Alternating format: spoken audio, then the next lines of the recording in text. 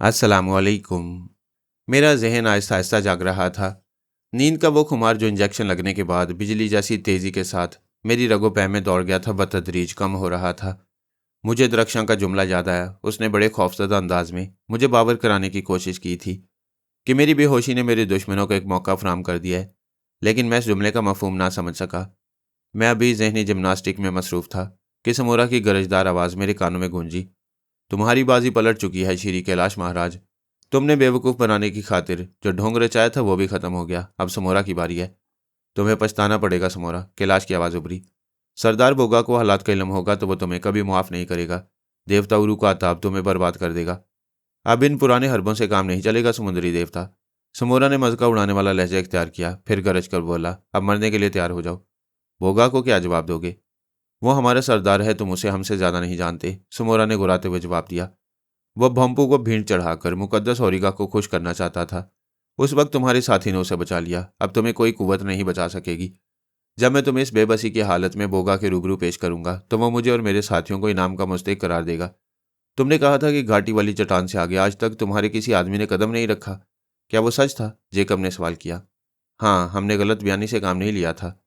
फिर आज तुम ये जसारत किस तरह कर बैठे? क्या तुम्हें मुकद्दस औरिगा का खौफ नहीं रहा? हम जो कुछ कर रहे हैं वह मुकद्दस औरिगा की खुशनुदी की खातिर कर रहे हैं। समोरा बड़े एतमाद से बोला। मुझे यकीन है कि तुम्हारी कुर्बानी देने के बाद हम अपने अजीम देवताओं की नाराज़गी दूर कर लेंगे।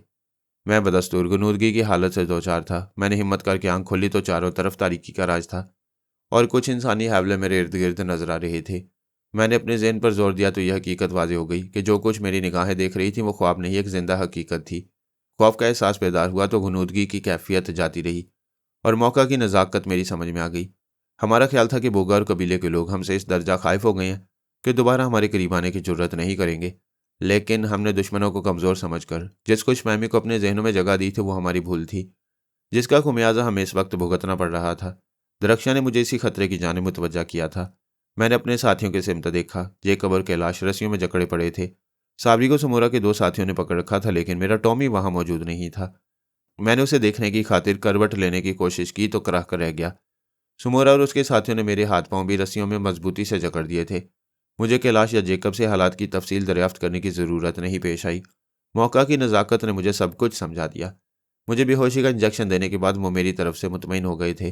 फिर रात में वो भी बेखबरी के आलम में घोड़े बेचकर सो रहे होंगे कि समोरा और उसके 5 साथियों ने जो ये नापाक मंसूबा बना चुके थे, रात की तारीकी से फ़ायदा उठाते हुए हमें नींद की हालत में पूरी तरह दबोच लिया। फिर कबल इसके कि कोई मुज़ाहमत करता हमारे साथ वही सलूक किया गया जो कुर्बानी के बकरों के साथ ज़िबा करने से पहले किया जाता है। हमारे हाथ पैर रस्सियों में जकड़ दिए गए। मुमकिन है बोगा इस साजिश में शरीक ना हो, लेकिन बहरहाल समोरा की बातों से यह अंदाज़ा हो रहा था कि वो हमारी बेबसी देखकर किसी खफगी का इजहार करने की बजाय पहली फुर्सत में हमें अपने देवताओं के नाम पर कुर्बान करने की सआदत ज़रूर हासिल करेगा। हमाओं के देवता? समोरा ने मुझे कराहते सुना तो तेजी से मेरी जानिब मुतवज्जा होकर हकारत से बोला। मुझे यकीन था कि तुम ज़्यादा देर तक सोने की अदाकारी नहीं करोगे। मैंने उस बदबख्त की बात का कोई जवाब नहीं दिया।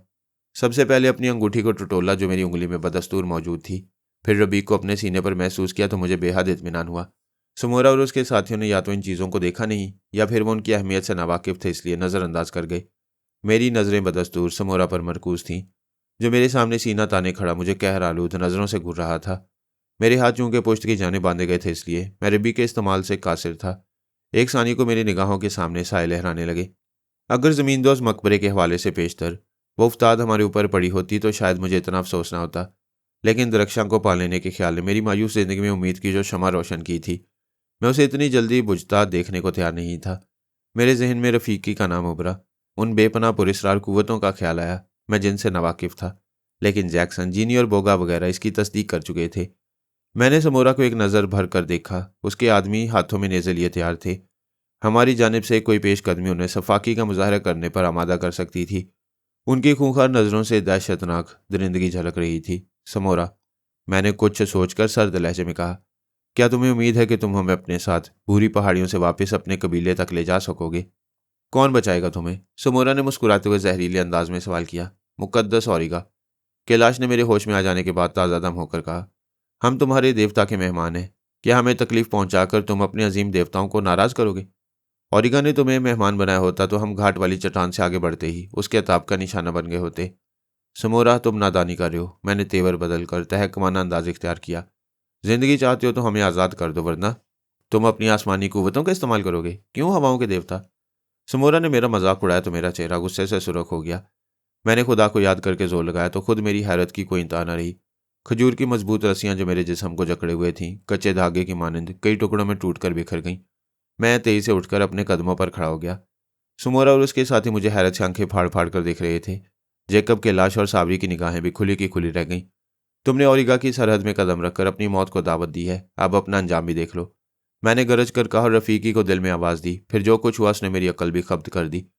जिस जगह हम खड़े थे वहां का एक वसी हिस्सा अचानक रोशन हो गया। इस वीराने में वो रोशनी कहाँ से फूटी हम आज तक नहीं समझ सके। समोरा और उसके साथियों की निगाहें भी तेज रोशनी में चुंधिया गईं। फिर वो अचानक नेज़े फेंक कर जमीन पर सजदा रेज हो गए। सिर्फ समोरा अपनी जगह सख्ती की हालत से दो चार खड़ा हमारी पुश्त की जानिब देख रहा था। मैंने पलट कर देखा तो दहशत से मेरी आवाज़ बंद हो गई। कैलाश देखकर और साबरी भी शशतर रह गए। मुझे अपनी कुव्वत बेनाई पर शुबा हो रहा था, लेकिन जो कुछ मैंने देखा उसी ने समोरा और उसके साथियों को भी दहशत ज़दा कर दिया था। लेकिन वो मुजस्मा नहीं था। उरू जिंदा हालत में हमारी निगाहों के सामने मौजूद था और समोरा को खूंखार नजरों से देख रहा था। उसके जिस्म पर वही कफन नुमा गर्द आलूद लिबास था, लेकिन इस तरह चमक रहा था जैसे किसी मखसूस धात का बना हो। उसने अपने दाएं हाथ में मशाल पकड़ रखी थी, जिसे नीले रंग के खतरनाक शोले निकल रहे थे। चंद लम्हे उरू खामोश खड़ा समोरा और उसके साथियों को देखता रहा। फिर उसने बोलना शुरू किया तो चट्टानें भी लरज उठी।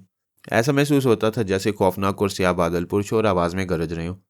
उसकी आंखें दहकते अंगारों के मानंद सुर्ख होती जा रही थीं। उरू के बदतरीन खादमों, तुम्हारे क्या इरादे हैं? समोरा और उसके साथी दहशत से थर थर कांपने लगे। उनके हलक से चीखें बुलंद होने लगी। चेहरे सफ़ेद पड़ चुके थे और आंखें हैरान थीं। शायद उन्हें यकीन नहीं आ रहा था लकड़ी का बना हुआ देवकामत देवता, जिसे जेकब ने तबाह बर्बाद कर दिया था, जिंदा होकर उनके सामने किस तरह आया। वो सकते की हालत से दो चार थे कि उरू की गरजती हुई आवाज़ फिर सुनाई दी। बदकिरदार हकीर लोगों, क्या तुम्हारी निगाहों में जिंदा इंसानों की कोई हकीकत नहीं रही? तुम भी अपने आबा अजदाद की तरह कत्ल व गारत गरी पर आमादा हो। जहरीले संपोलियो, क्या उरू की दहशत तुम्हारे दिलों से दूर हो गई? जवाब दो। क्या तुमने इन लोगों को कत्ल करने की नियत की है जो तुम्हारे अजीम और मुकद्दस देवता ओरिगा की पनाह में है? रहम, मुकद्दस उरू, रहम। समोरा हजियानी अंदाज में गिड़गिड़ाने लगा। रहम का वक्त गुजर गया समोरा। मुकद्दस ओरिगा ने मुझे तुम लोगों की सरकोबी के लिए जो जिंदगी बख्शी है, उसका वक्त अब खत्म है। उरू के झूठे और दगाबाज पुजारी, मेरे करीब आ और देख कि तू अपने देवता के हजूर एक मुजरिम की हैसियत से खड़ा है। समोरा गिड़गिड़ाता हुआ चंद कदम आगे बढ़ा। उसके चेहरे पर मौत के खौफनाक साए लहरा रहे थे। पूरा जिस्म थरथरा रहा था, लेकिन उसकी आंखें बदस्तूर उरू के चेहरे पर जमी हुई थीं। अब देख के उरू का कहर किस तरह नाजिल होता है। उरू की निगाहों से एक शोला सा लपका। दूसरे लम्हे ऐसा लगा जैसे समोरा दीवाना हो गया। एक दहशत ज़दा और करबनाक चीख मारकर वो रबड़ की गेंद की मानंद फिजा में उछला और हजियानी अंदाज में चिल्लाने लगा। कभी वह चट्टान पर इस तरह लौटने लगता जैसे अंगारों पर लेटा हो, और कभी जुनूनी अंदाज में दीवानावार अपने ही दांतों से अपनी बोटियां नोचने लगता। उसका जिस्म जख्मों और खून से लहूलुहान हो रहा था। फिर अचानक उसने अपने सर को इतनी जोर से पत्थर पर मारा कि खोपड़ी चिटक कर दो टुकड़ों में मुनकसिम हो गई। इसके बाद उसने तड़प तड़प कर दम तोड़ दिया। समोरा की मौत इस कदर भयानक थी कि हमारे जिस्म के रोंगटे खड़े हो गए। फिर उरू ने बारी बारी दूसरे चार आदमियों की सिमत नजर उठाई तो उनका अंजाम भी समोरा से मुख्तलिफ नहीं हुआ। आखिरी आदमी ने भागना चाहा, लेकिन पुरस्रार कुव्वतों ने उसके पैर जकड़ लिए। वो अपनी जगह से जुम्बिश न कर सका। उरू तुझे माफ़ करता है। अपने बदबख्त साथियों की लाशें ले जा। बोगा से कहना कि अगर फिर उसके किसी आदमी ने घाट वाली चट्टानों से आगे बढ़ने की कोशिश की तो उसका अंजाम समोरा से ज़्यादा भयानक और हौलनाक होगा। पांचवा वैशी, जो अपने साथियों के मुकाबले में ज़्यादा उम्र रसीदा नजर आ रहा था, उरू की बात सुनकर सजदे में गिर पड़ा। फिर तेजी से उठा और अपने साथियों की लाशें साहिल की जानिब घसीटने लगा। जब वो लाशों को कश्ती में डालकर वापस जाने लगा तो उरू हमारी नज़रों से गायब हो गया। फिर मेरे कानों में रफ़ीकी की आवाज़ गूंजी, सैयदी जमाल, मैंने तुम्हारे दुश्मनों को ठिकाने लगा दिया। अब वो दोबारा घाट से आगे आने की जरूरत नहीं करेंगे। मेरा मशवरा है कि तुम अब भी वापस लौट जाओ, वरना हालात तुमको गुमराह करते रहेंगे। मैंने चौंक कर अपने साथियों की जानिब देखा। वो भी रस्सियों की कैद से आज़ाद नजर आ रहे थे, लेकिन जो खूंचका और हौलनाक मनाजिर उनकी नज़रों से गुजर चुके थे, उसके बाद इतनी हिम्मत किस में थी कि वो कोई और सवाल करता। मैंने भी हालात के पेश नज़र चुप साध ली। इस दास्तान को पढ़ने वाले गवाह हैं कि मैं अपनी हरकत पर परेशान था। मैंने यही सोचा था कि पहली फुर्सत में कम अज़ कम कैलाश को इस हकीकत से ज़रूर आगाह कर दूंगा कि उरू के मुजस्मे के चबूतरे वाली आखिरी सीढ़ी का राज क्या था। टॉमी क्यों जुनूनी कैफियत में बार बार उसी तरफ भागता था, और खुद मैंने सीढ़ियों पर लेटने के बाद क्या महसूस किया था। मगर वक्त ने मुझे इतनी मोहलत ना दी कि मैं कैलाश के सामने सफाई पेश कर सकता। एक तरफ मैं अपने साथियों से शर्मिंदा था और दूसरी जानिब बोगा और कबीले के 3 बड़े पुजारी मुझे गुनाहगार कर रहे थे। पूजा के अंदाज में वो बार बार मेरे सामने झुक जाते। उनके चेहरों पर नदामत और शर्मिंदगी के गहरे असरात मौजूद थे। गलती समोरा की थी, लेकिन बोगा और उसके साथी तदारुक के लिए मजबूर हो गए थे, इसलिए कि रफीकी ने देवता उरू के रूप में आकर उनके हवास बाख्ता कर दिए थे। वो महज अपने पत्थर के मुजस्मों को पूजते थे। उन्हीं के एक साथी ने इस बात की तस्दीक भी कर दी थी कि वो देवता उरू को जिंदा हालत में देख चुका है। वह अजीब कश्मकश में गिरफ्तार था। मेरा जहन कहीं और था, लेकिन निगाहें बोगा और उसके 3 पुजारियों पर मरकूज थीं, जो हमारे सामने बार बार घुटने टेक कर और जमीन पर सर रखकर मुझे पुरस्रार ताकतों का एहसास दिला रहे थे। फिर बोगा उठ खड़ा हुआ। हवाओं के देवता, मुझे अफसोस है कि मेरे नायब ने देवताओं से बदअहदी का सबूत पेश करके हमें तुम्हारी निगाहों में गिरा दिया। वो मुझसे मुखातिब था। उसकी आवाज़ बता रही थी कि वह जहनी तौर पर मुझसे ज़्यादा परेशान है। हम तुमसे मुआफ़ी और रहम की भीख मांगने आए हैं। तुम गलती कर रहे हो बोगा। मैंने हालात के तकाज़ों के पेश नज़र उसे नफरत से घूरते हुए तल्ख अंदाज इख्तियार किया। मैं हवाओं का देवता नहीं। क्या तुम्हारे बुजुर्गों ने हमारे बारे में यह पेशनगोई नहीं की थी? हो सकता है सितारों की चाल और 500 के हिसाब से उन्हें भी तुम्हारी असलियत जानने की इजाज़त ना हो। बोगा होंठ काटते हुए बोला। मेरे साथी ने हमें हालात की पूरी तफसील सुना दी है। फिर अब क्या पूछने आए हो? मेरा लहजा और हकारत आमेज़ हो गया। हमें मुआफ़ कर दो, वरना मुकद्दस औरिगा का अताब हमारी नस्लों को तबाहियों से दो चार करके नीस्तो नाबूद कर देगा। बोगा गिड़गिड़ाने लगा। इस बात की क्या ज़मानत होगी कि तुम या तुम्हारे कबीले के लोग दोबारा हमारे सुकून में मखल होने की कोशिश नहीं करेंगे? कैलाश ने पूछा। तुम जो ज़मानत चाहो हम देने को तैयार हैं। समोरा की गलती ने तुम्हारे दिलों में जो शकूक पैदा कर दिए हैं, बोगा उन्हें समझ सकते हैं, इसलिए हम तुम्हें मुतमईन करने की खातिर बड़ी से बड़ी कुर्बानी देने को तैयार हैं। मेरे बारे में तुम्हारा हिसाब क्या कहता है? कैलाश ने हकारत से पूछा। मुझे मेरी निगाहों में और ज़्यादा जलील मत करो समुद्री देवता। बदकिरदार समोरा की मजमूम हरकत ने आज जिंदगी में पहली बार बोग्गा को अपने देवताओं के सिवा किसी दूसरे के सामने ज़मीन पर सर रखने पर मजबूर कर दिया। हम और हमारे कबीले के लोग तुमसे रहम की दरख्वास्त करते हैं। हमने पहले ही कहा था, भूरी पहाड़ियों पर तुम्हारे मुकद्दस देवता औरिगा ने हमें अपनी मेहमान नवाजी की पेशकश की है, लेकिन हम अहद करते हैं कि आइंदा घाट वाली चट्टान से आगे कदम नहीं बढ़ाएंगे। क्या तुम हमेशा से इसी अहद पर कायम हो? मैंने जीनी की पुरस्रार दास्तान को जहन में ताज़ा करते हुए बोगा को वजाहत तलब नज़रों से घूरा। मैं तुम्हारा मकसद नहीं समझा, बोगा ने हिचकिचाते हुए पूछा। लेकिन मैं महसूस कर रहा था कि वो मेरी बात का मकसद समझ चुका है। कबीले के 3 बड़े पुजारियों के सामने जुबान खोलने से परहेज कर रहे। उसके चेहरे के बदलते तासुरात उसके एहसासात की तर्जुमानी कर रहे थे। मैं तुम्हारी मजबूरी समझ रहा हूँ, मैं मुस्कुराया। फिर दोबारा संजीदगी इख्तियार कर ली और सर्द लहजे में बोला। जीनी ने मुझे जो दास्तान सुनाई थी उसके बारे में तुम्हारी क्या राय है? बोगा मेरी बात का मफहूम समझ गया। मैंने उसकी सरदारी का भरम बरकरार रखने की खातिर अपने सवाल की नौइयत तब्दील कर दी। उसकी आंखों में तशक्कर का इजहार बरमिला नजर आया। बोला, हवाओं के देवता, मैंने पहले भी यही ख्याल जाहिर किया था कि तुम अपने साथियों के मुकाबले में ज़्यादा ताकतवर और तकरीर नहीं। बोगा, मुझे सिर्फ जवाब दरकार है। मैंने उसका जुमला दरमियान से काट दिया। वो देवताओं का इशारा था जिसने जीनी की दास्तान हयात को तरतीब देने की खातिर बोगा को महज एक बार खिदमत का मौका दिया था। बोगा ने कमाल होशियारी से मेरे सवाल का जवाब दिया। वो यकीनन बहुत दूर अंदेश और अपने साथियों से कहीं ज़्यादा होशियार था। मैं तुम्हारी जसारत को इज्जत की नज़रों से देखता हूँ, लेकिन तुम समोरा और उसके साथियों की जसारत को क्या नाम दोगे? मुकद्दस औरिगा ज़िंदगी और मौत का ज़ामिन है। मुझे यकीन है कि समोरा और उसके गद्दार साथियों की मौत उसी अंदाज में रकम कर दी गई होगी। बोगा ने बड़े एतमाद से जवाब दिया। हो सकता है कि खुद मेरी मौत भी उसी अंदाज में वाक़ हो, लेकिन हम किस्मत के लिखे को नहीं मिटा सकते। मुझे तुम्हारी साफ गोई मुतासिर कर रही है। मैंने उसे शीशे में उतारने की कोशिश की, लेकिन अपने लहजे में कोई नरमी, कोई लचक आने नहीं दी। तुम्हें मेरे साथ बहसियत औरफिना कबीले के सरदार के एक अहद करना होगा। बोगा हर अहद के लिए तैयार है, उसने ठोस लहजे में जवाब दिया। तुम यहाँ से वापसी पर कबीले के लोगों को बताओगे कि समोरा और उसके बदबख्त साथियों की मौत किन हालात में वाक़ हुई। मुझे मंजूर है। आइंदा से जो कश्ती देवताओं के लिए नजराने और चढ़ावे लेकर भूरी पहाड़ी की जानिब आएगी, उसमें 2 से ज़्यादा अफराद मौजूद नहीं होंगे और 2 में से एक तुम होगे। कैलाश ने दूसरी शर्त पेश कर दी। बोगा को यह भी मंजूर है समुद्री देवता? सावरी बदस्तूर हमारे साथ रहेगी और इसे मसीही तौर तरीके इख्तियार करने की मुकम्मल आज़ादी होगी। जैकब बोला। मैं तुम्हारे मजहबी ख्यालात की कदर करता हूँ मुकद्दस और बुजुर्ग भोंपू। भोंपू नहीं, जैकब झुल्ला गया। तुम और तुम्हारे साथी मुझे सिर्फ फादर जैकब कहकर मुखातिब कर सकती हैं। अगर बोगा से कोई गलती सरजद हुई है फादर जैकब, तो वो उसके लिए मुआफ़ी का ख्वास्तकार है, लेकिन मुझे तुम्हारा यही नाम बताया गया था। तुमने मेरे सवाल का जवाब नहीं दिया। मुझे अफसोस है फादर जैकब, बोगा ने निहायत साफ गोई से कहा। हर शख्स को इख्तियार है कि वह अपनी मर्जी के मुताबिक राह अमल का इंतखाब करे। अलबत्ता मैंने दरख्वास्त पहले भी पेश की थी कि तुम मेरे कबीले के लोगों को मजहबी एतबार से अपना हम ख्याल बनाने की कोशिश नहीं करोगे। क्यों? क्या तुम्हारा ख्याल है कि अंधेरों और तारीकियों से निकलकर रोशनी के सिमत जाना गुनाह है? जेकब ने जिरहा की तो बोगा के तेवर बदलने लगे। हालात ने उसे हमारे सामने सरनिगू होने पर मजबूर कर दिया था, लेकिन मैं महसूस कर रहा था कि वो अपने मजहबी अकायद की बुनियादों पर हमारे साथ कोई सौदा करने को तैयार नहीं। ठीक है, कैलाश ने बोगा की हिचकिचाहट को महसूस करते हुए मेरी मुश्किल आसान कर दी। हम खुद तुम्हारे मामलात में उस वक्त तक कोई दखल नहीं देंगे जब तक तुम हमसे किए हुए अहद पर कायम रहोगे। बोगा मर्द है समुद्री देवता, वो बदअहदी पर मौत को तरजीह देने का कायल है। बोगा ने सीना तानकर ठोस आवाज में जवाब दिया। फिर उसने तेजी से अपने नेज़े की अन्य अपने उल्टे हाथ की कलाई में मारकर अलहदा की तो खून की धार बहने लगी। कबल इसके कि हम इस हरकत का मकसद दरियाफ्त करते, बोगा ने खुद इस बात की वजाहत की कि वह अपने अहद पर कायम रहेगा। फिर वह अहद व पैमान करके वापस लौट गए। सावरी बेइंतहा खुश थी कि बोगा ने उसकी शख्सी आज़ादी का ऐलान कर दिया था।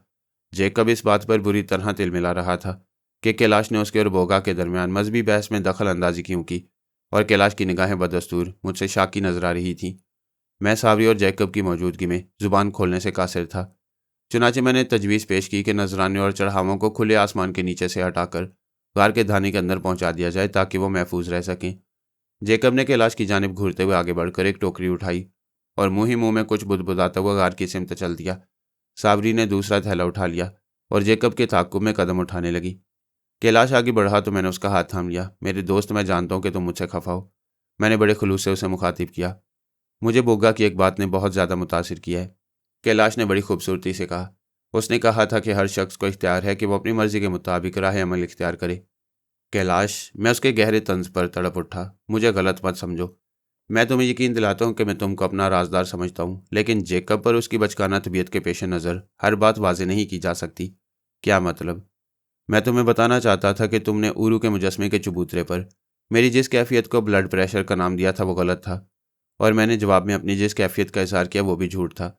मुझे जेकब की मौजूदगी में वह सब कुछ मजबूरन करना पड़ा, मैंने तेज़ी से कहा। फिर सीढ़ियों से फूटने वाली महक की तफसील बयान करते हुए कहा, मुमकिन है तुम इसे मेरी दीवानगी कहो, लेकिन मेरा दिल गवाही देता है कि इस चबूतरे के नीचे कोई ज़मीन दोस्त तहखाना या मकबरा ज़रूर मौजूद है जहाँ मेरी दरख्शां मेरी राह देख रही है। मैं बोलता रहा। टॉमी की जुनूनी कैफियत मेरे शुबे की तस्दीक करती है, और जेकब ने जवाब में मेरे बुड़बुड़ाने की जो बात कही थी वो भी दुरुस्त है। क्या तुम इन सब बातों को महज इत्तफाक से ताबीर करोगे?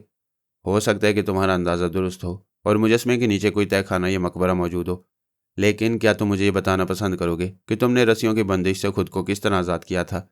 जिस लहजे में तुमने समोरा को मुकाबले के लिए ललकारा और उसके होलनाक अंजाम की पेशन गोई की थी, वो सब क्या था? क्या तुम इन सब बातों को महज इत्तफाक कहोगे?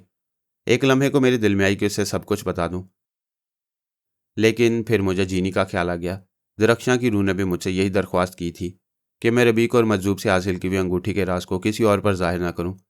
जैक्सन ने भयानक बातों को छुपाने का इशारा किया था। जैक्सन, मेरे ज़हन में जैक्सन का नाम गूंजा तो मैंने नहायत खूबसूरती से इन तमाम बातों को जैक्सन की ज़ात और उसकी पुरस्कार रूहों से मंसूब कर दिया जिनकी राजदारी पर कैलाश को मुझसे शिकायत लाक हुई थी। मैंने जीनी के कीमती मशवरे और हालात के पेश नज़र कैलाश को रबीक, मजजूब की अंगूठी या रफ़ीकी के बारे में कुछ नहीं बताया। जैक्सन की शख्सियत से फ़ायदा उठाते हुए कहा, यकीन करो मेरे अजीज़ दोस्त, वो जैक्सन के ताबे पुरस्कार रूहें थीं जिन्होंने मुझे रस्सियों की बंदिश से आज़ाद किया, और गालिबन ख्वाब में भी जैक्सन ही ने मुझसे ज़मीन दोस्त मकबरे की बातें की होंगी जो बेदार होने पर मुझे याद नहीं रहीं। हो सकता है कि वो भी किसी बदरू की करिश्मा साजी हो जिसने टॉमी को चबूतरे की आखिरी सीढ़ी में दिलचस्पी लेने पर उकसा दिया हो। क्या तुम्हें याद नहीं, जैक्सन ने सफ़र में टॉमी की ज़ात को हमारे लिए सबसे कारामद करार दिया था, और देवता उरू का वो जानदार मुजस्मा गया था जिसने समोरा और उसके साथियों को मौत के घाट उतार दिया? कैलाश ने सवाल किया, लेकिन मैं उसके चेहरे के तासुरात से इस बात का अंदाज़ा लगा रहा था कि उसके दिल पर मेरी जानिब से जो गुबार था वो छटता जा रहा था। मैं यकीन से नहीं कह सकता मेरे दोस्त, लेकिन क्यास है कि जीनी की रूह के आसमान की सिमत परवाज कर जाने के बाद अब जैक्सन दर पर्दा हमारी मदद कर रहा है। उसने बहरी उकाब पर अपनी ताबे रूहों की मदद से जो नाकाबिल यकीन मुजाहरे किए थे वो भी तुम्हारे इल्म में है। एपिया के जजीरे पर उसने जिस खूबसूरत अंदाज में हंगारू के ढांचे को हासिल किया वो भी इस बात की दलील है कि जैक्सन बेपनाह कुव्वतों का मालिक है। मैं तुम्हें जैक्सन का वो खत भी दिखा चुका हूँ जिसमें उसने बहरी उकाब की तबाही की पेशन गोई की थी। कि अब तक सब कुछ उसी अंदाज में पेश नहीं आ रहा जिस तरह जैक्सन ने वक्तन फ़वक्तन हमें बावर कराने की कोशिश की थी? क्या ये नहीं हो सकता कि भूरी पहाड़ियों के घने जंगलात में रहने वाले उन उम्र रसीदा जादूगरों में से किसी ने हमारी मदद की हो जिन्होंने जीनी को अपनी लाजवाल कुव्वतों से नवाजा था? हो सकता है, मैंने चौंक कर कैलाश के ख्याल की तायद करने में जिस खूबसूरत अदाकारी का मुजाहरा किया, उसने हमारे दरमियान रहे सहे गिले शिकवे भी दूर कर दिए। गार के धाने तक मेरे और कैलाश के दरमियान यही बातें होती रहीं। जैकब बदस्तूर मुंह फुलाए हुए था। साबरी खाने पीने की चीज़ों को सलीके से रखने में मसरूफ़ थी। मैंने जैकब को बराह रास्त छेड़ना मुनासिब नहीं समझा, लेकिन कैलाश ने थोड़ी बहुत तगोदो के बाद उसे भी राम कर लिया। वैसे जैकब की एक शिकायत बदस्तूर कायम रही कि कैलाश ने उसके और बोगा के माबैन होने वाली मजहबी बहस के दरमियान दखल अंदाजी करके अच्छा नहीं किया। मजहबी मामलात में चूंकि वो जुनून की हद से भी गुजर जाने का आदी था, इसलिए कैलाश ने कोई बहस मुनासिब नहीं समझी और अपनी गलती को तस्लीम करके मामला रफा दफा कर दिया। दोपहर के खाने के बाद हमने दोबारा गार के अंदर जाने का प्रोग्राम बनाया। कैलाश ने कुछ ज़रूरी औजार भी साथ लिए तो जैकब ने खुशी का इजहार करते हुए कहा, अच्छा किया जो तुमने कुदाल और हथौड़ी भी साथ ले ली। उरू के मुजस्मे को तबाह करने में ये चीज़ें हमारे लिए बेहद कारआमद साबित होंगी। मैंने उसे एक और मकसद के लिए भी ज़रूरी समझा है। कैलाश संजीदगी से बोला, तुमने कोई अहमकाना बात की तो ये कुदाल और हथौड़ी तुम्हारा सर फोड़ने के काम भी आ सकती है, क्या ख्याल है? फजूल बातों पर इजहार ख्याल करना मेरे नज़दीक वक्त का ज़िया है, इसलिए खामोश रहना ज़्यादा पसंद करूँगा, जैकब ने खुश्क लहजे में जवाब दिया। सुमोरा और उसके साथियों की हौलनाक मौत के बारे में तुम क्या कहोगे? अगर उरू जिंदा सूरत में तुम्हारे सामने आकर हमारी मदद ना करता तो हमारा अंजाम क्या होता? खुदा की कसम, मैं इन बातों पर संजीदगी से गौर करना भी गुनाह कबीरा समझता हूँ। जैकब ने जज्बाती अंदाज इख्तियार किया। वो जो कुछ हमारी नज़रों ने देखा पुरस्रार कुव्वतों की शोबदाबाजी थी। बहरी उकाब पर भी हम ऐसी बेहुदा बातों से दो चार होते रहे हैं। आई सी, तुम्हारा इशारा गालिबन रूपा की तरफ है। मैं रूपा और तुम्हारे ख्याल दोनों पर लानत भेजता हूँ। जैकब ने नफरत का इजहार किया तो कैलाश ने बड़ी खूबसूरती से बातों का रुख बदल दिया। जैकब को इत्तदाल की हालत में लाने में हमें कोई खास दुश्वारी पेश नहीं आई थी। सूरज की रोशनी के अलावा हमारे पास टॉर्च और पैराफिन लैंप भी मौजूद थे। उरू का मुजस्मा हमें दूर ही से नजर आ रहा था। करीब पहुंचे तो हमने देखा कि टॉमी बदस्तूर आखिरी सीढ़ी की बुनियाद से बरसरे बेकार है। मैंने कैलाश की जानिब नजरें उठाईं, उसकी निगाहों में भी तजस्सुस झलक रहा था। जमाल, तुमने देखा कि टॉमी इस वक्त भी उरू के मुजस्मे की बुनियादें खोदने में मसरूफ़ है? जैकब ने संजीदगी से कहा। मैंने किताबों में पढ़ा है कि जानवर शैतानी कुव्वतों और बदरूहों को देखने की सलाहियत रखते हैं। तुम्हारे टॉमी ने यकीनन उरू देवता की असलियत का राज पा लिया है, इसलिए मेरा मशवरा है कि इस मुजस्मे को जितनी जल्दी तबाह कर दिया जाए मुनासिब होगा। हमने जैकब के मशवरे पर कोई तनकीद ज़रूरी नहीं समझी। आखिरी सीढ़ियों पर पहुंचने के बाद टॉमी ने हमारा इस्तकबाल जिस सूरत में किया वो भी काबिल गौर था। वो हमारी तवज्जो उस तरफ मबजूल कराना चाहता था जहाँ कुछ खराशें नजर आ रही थीं और जहाँ से मैंने संदल और गुलाब की महक महसूस की थी। मैंने कैलाश के इशारे पर टॉमी को एक तरफ हटा लिया। कैलाश ने झुककर उसी मुकाम पर चेहरा करीब किया तो उसकी आंखों का तजस्सुस और गहरा हो गया। दूसरे लम्हे वो सीढ़ी पर लेटकर हथौड़ी से उस जगह को आहिस्ता आहिस्ता ठोंकने लगा। किस तरह तुम इस बेजान पत्थर के मुजस्मे को बेदार करने की कोशिश कर रहे हो? जैकब ने कहा। लेकिन फिर वो भी संजीदा हो गया और उस गोल सुराख को झुककर देखने लगा जो प्लास्टर और मिट्टी झड़ने से आहिस्ता आहिस्ता नमदार हो रहा था। कैलाश ने अपनी जद्दोजहद तेज कर दी। मेरे दिल की धड़कनें भी बतदरीज तेज होती जा रही थी। जैकब उकड़ों बैठा सब कुछ हैरत से देख रहा था। टॉमी की हालत बदस्तूर वैसी ही थी। जोर लगाकर वो बार बार उसी सुराख की जानिब लपकने की जद्दोजहद कर रहा था। 2 घंटे की तवील कोशिशों के बाद कैलाश को अपने इरादे में कामयाबी हुई। वो सुराख जो 1 इंच के कतर से ज़्यादा नहीं था पूरी तरह साफ हो गया और फिर संदल और गुलाब ऊदो अंबर की मिलीजुली तेज़ महक हमारी कुव्वत शामा से टकराने लगी। जैकब जो कुछ देर पेशतर गैर संजीदा नजर आ रहा था, यकलख्त संजीदा होकर हमें वजाहत तलब नज़रों से देखने लगा। मेरी तवज्जो सीढ़ी वाले सुराख पर मरकूज थी जिससे खुशबू के भभके निकल रहे थे। कैलाश ने सुराख में कुदाल डालकर देखा। उसकी गहराई 1.5 फुट से ज़्यादा थी, लेकिन अंदर गहरी तारीकी होने के सबब कुछ नज़र नहीं आ रहा था। टॉमी पर इस खुशबू को सूंघने के बाद जुनूनी कैफियत तारी हो रही थी, इसलिए मुझे मजबूरन उसे चबूतरे के ऊपर ले जाकर मुजस्मे के साथ बांधना पड़ा। मेरी सरकत पर उसने ज़ोर ज़ोर से भौंकना शुरू कर दिया। शायद वह एहतजाज कर रहा था या फिर अपनी ज़ुबान में मुझे कुछ समझाने की कोशिश कर रहा था। हमने बारी बारी सुराख से आंख लगाकर दूसरी जानिब देखने की कोशिश की, लेकिन कुछ नज़र ना आ सका। हो सकता है कि इस मुजस्मे के नीचे पुराने दौर का कोई ख़जाना दफन हो। जैकब ने अपनी राय का इजहार किया। कुरून वस्ता के अकाबरीन ऐसी महफूज जगहों पर अपने ख़जाने पोशीदा रखते थे, और क्या उन ख़जानों पर खुशबू भी छिड़क दिया करते थे कि लोग आसानी से उनकी तरफ मुतवज्जा हो जाएं। कैलाश ने जैकब को घूरा तो उसे भी अपने हमाकत का एहसास हो गया।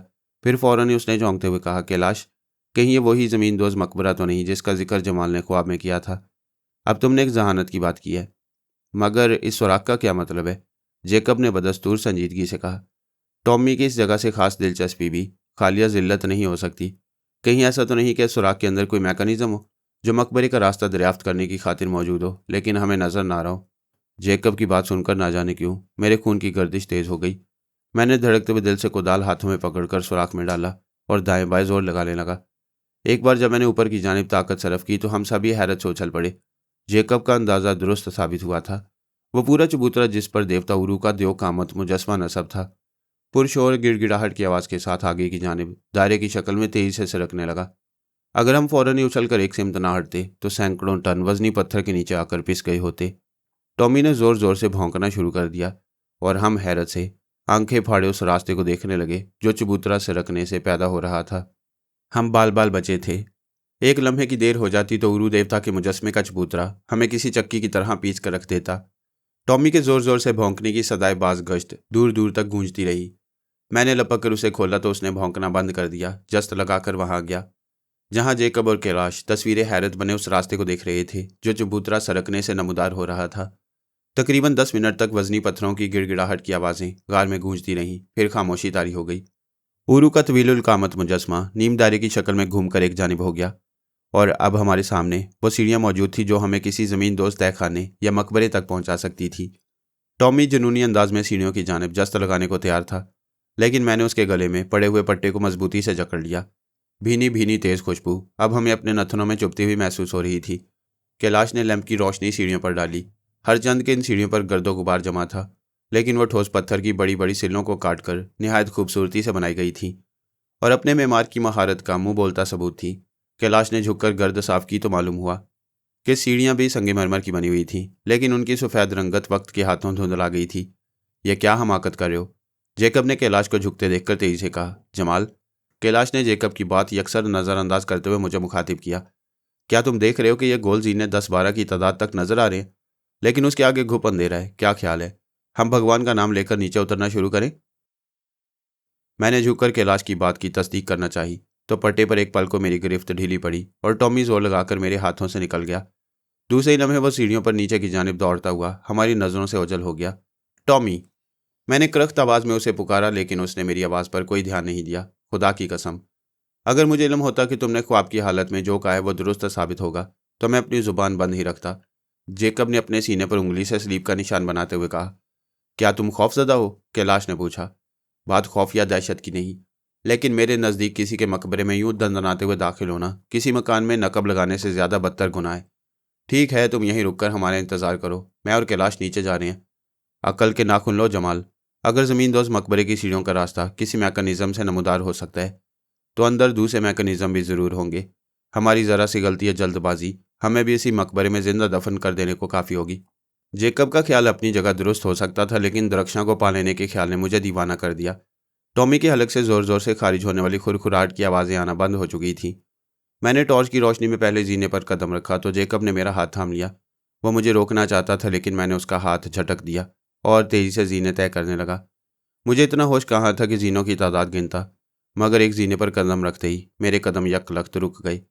वो रोशनी जो अचानक नमूदार हुई इतनी तेज़ थी कि एक लम्हे को मेरी आंखें चौंधिया आ गईं। फिर मैंने दोबारा आंखें खोली तो मुझे यूं लगा जैसे कुरूने वुस्ता के किसी बुजुर्ग के मज़ार पर खड़ा हूँ। मैं हैरत से आंखें फाड़े एक शय को देख रहा था कि जेकब की घुटी घुटी आवाज़ सुनाई दी। मुकद्दस बाप हम पर अपनी बरकतें नाजिल करे। वही हुआ जिसका डर था। मैंने जेकब की आवाज़ पर पलट कर देखा। मुझसे 2 सीढ़ी ऊपर कैलाश मौजूद था और उसके पीछे जेकब खड़ा छत की सिमत दिख रहा था, जहां अब बाहर निकलने का बज़ाहिर कोई रास्ता नजर नहीं आ रहा था। हैरत से मेरी आंखें खुली की खुली रह गईं। उरू के मुजस्मे का वो चबूतरा जिसने पुरशोर आवाज़ों के बाद हमारे लिए ज़मींदोज़ मकबरे की सीढ़ियाँ दरियाफ्त की थीं, न जाने कब इस कदर खामोशी से दोबारा अपनी जगह वापस आ गया कि हमें एक ज़रा सी आहट तक महसूस न हुई। जेकब ने शायद उस कला को बंद होते देख लिया था। जमाल, तुम जिस सीढ़ी पर खड़े हो वहीं रुके रहो। कैलाश ने संजीदगी से मुझे हिदायत की, फिर उंगली के इशारे से सीढ़ियों का शुमार करते हुए बोला, 21। तुम 21वीं सीढ़ी पर खड़े हो, जिसके नीचे यकीनन कोई ऐसा मैकेनिज़्म मौजूद है जो यहाँ के हैरत अंगेज़ बरकी निज़ाम को कंट्रोल करता है। क्या तुमने सीढ़ी पर कदम रखते वक्त कोई हल्का सा दबाव महसूस किया था? मुझे याद नहीं। कोई फ़र्क नहीं पड़ता। तुम एक जीना चढ़कर दोबारा अगली सीढ़ी पर कदम रखो।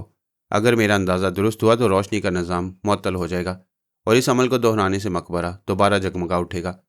मैंने कैलाश के कहने पर अमल किया तो उसका अंदाज़ा 100% दुरुस्त साबित हुआ। 21वीं सीढ़ी पर कदम उठाकर मैंने उस पर दोबारा बोझ डाला तो मकबरा घुप अंधेरों में डूब गया। लेकिन इसी अमल को दोहराने से वो जगह फिर बकाए नूर बन गई। तुमने यहाँ के खुफिया बरकी निज़ाम के जिस अमल को दरियाफ्त कर लिया वो यकीनन काबिल तारीफ़ है, मगर यहाँ से बाहर निकलने की क्या सूरत होगी? जेकब ने सहमे हुए लहजे में कहा। जब हम एक साथ हैं तो फिर डर किस बात का? जीना मरना साथ साथ ही होगा। कैलाश बेपरवाही से बोला। क्या तुम्हारा ख्याल है कि वापसी के रास्ते के लिए भी यहाँ कोई मैकेनिज्म मौजूद होगा? तुम शायद भूल रहे हो फादर जेकब के नीचे उतरने से पेशतर तुमने ही मकबरे के अंदर मैकेनिज्म की मौजूदगी का ख्याल जाहिर किया था। जेकब ने कोई दूसरा सवाल नहीं किया, खामोशी से होंठ काटने लगा। मैंने पलटकर नीचे की जानिब नज़र दौड़ाई। वो कमरा जो सीढ़ियों के इख्तिताम पर मौजूद था खासा वसी और ईज़ नजर आ रहा था। उसकी दीवारों से रोशनी की इतनी तेज़ शुआएं फूट रही थीं जैसे वहाँ हीरे जवाहरात जुड़े हों। हमने करीब जाकर देखा तो दीवारों पर ऐसा चमकदार रंग नजर आया जिसके अंदर से सुनहरी शुआएं निकल रही थीं। जेकब का ख्याल था कि वो कोई कीमती चमकती धात है जिसे निहायत महारत से दीवारों पर लगा दिया गया था। कमरे में किसी किस्म का कोई साजो सामान नहीं था। दरमियान में पत्थर का एक तख्तनुमा चबूतरा मौजूद था जिस पर एक मुअम्मर शख्स दूर से किसी लाश की तरह लेटा नजर आ रहा था। हमने टॉमी की एक जुनूनी कैफियत के ज़ेर असर जो ज़मींदोज़ मकबरा दरियाफ्त किया वो खुद हमारे लिए भी तिलिस्मे होशरुबा की दास्तान से कम ना था। मेरी इस दास्तानी हयात को पढ़ने वाले मुमकिन है कि इन बातों पर यकीन न करें। हकीकत यह है कि आज जब मैं भी पलट कर अपने माजी में झांकता हूँ तो सब कुछ एक ख्वाब सा लगता है। हम में से किसी ने उस तख्तनुमा पत्थर के चबूतरे के करीब जाने में उजलत का मुजाहरा नहीं किया। दूर खड़े हालात का जायजा लेते रहे। हमने ऐसी हैरत अंगेज और पुरकशिश लाश पहले कभी नहीं देखी थी। उसके जिस्म पर एक कामदार रेशमी अबा मौजूद थी। सर पर अजीबोगरीब किस्म की टोपी नजर आ रही थी जिस पर बेशकीमत हीरे और मोती टंगे हुए थे। उसका कद 7 फुट से कम ना था। सर और दाढ़ी के सफ़ेद बाल जो रुई के गाले की तरह नरम दिखाई देते थे उसके चेहरे पर बिखरे हुए थे।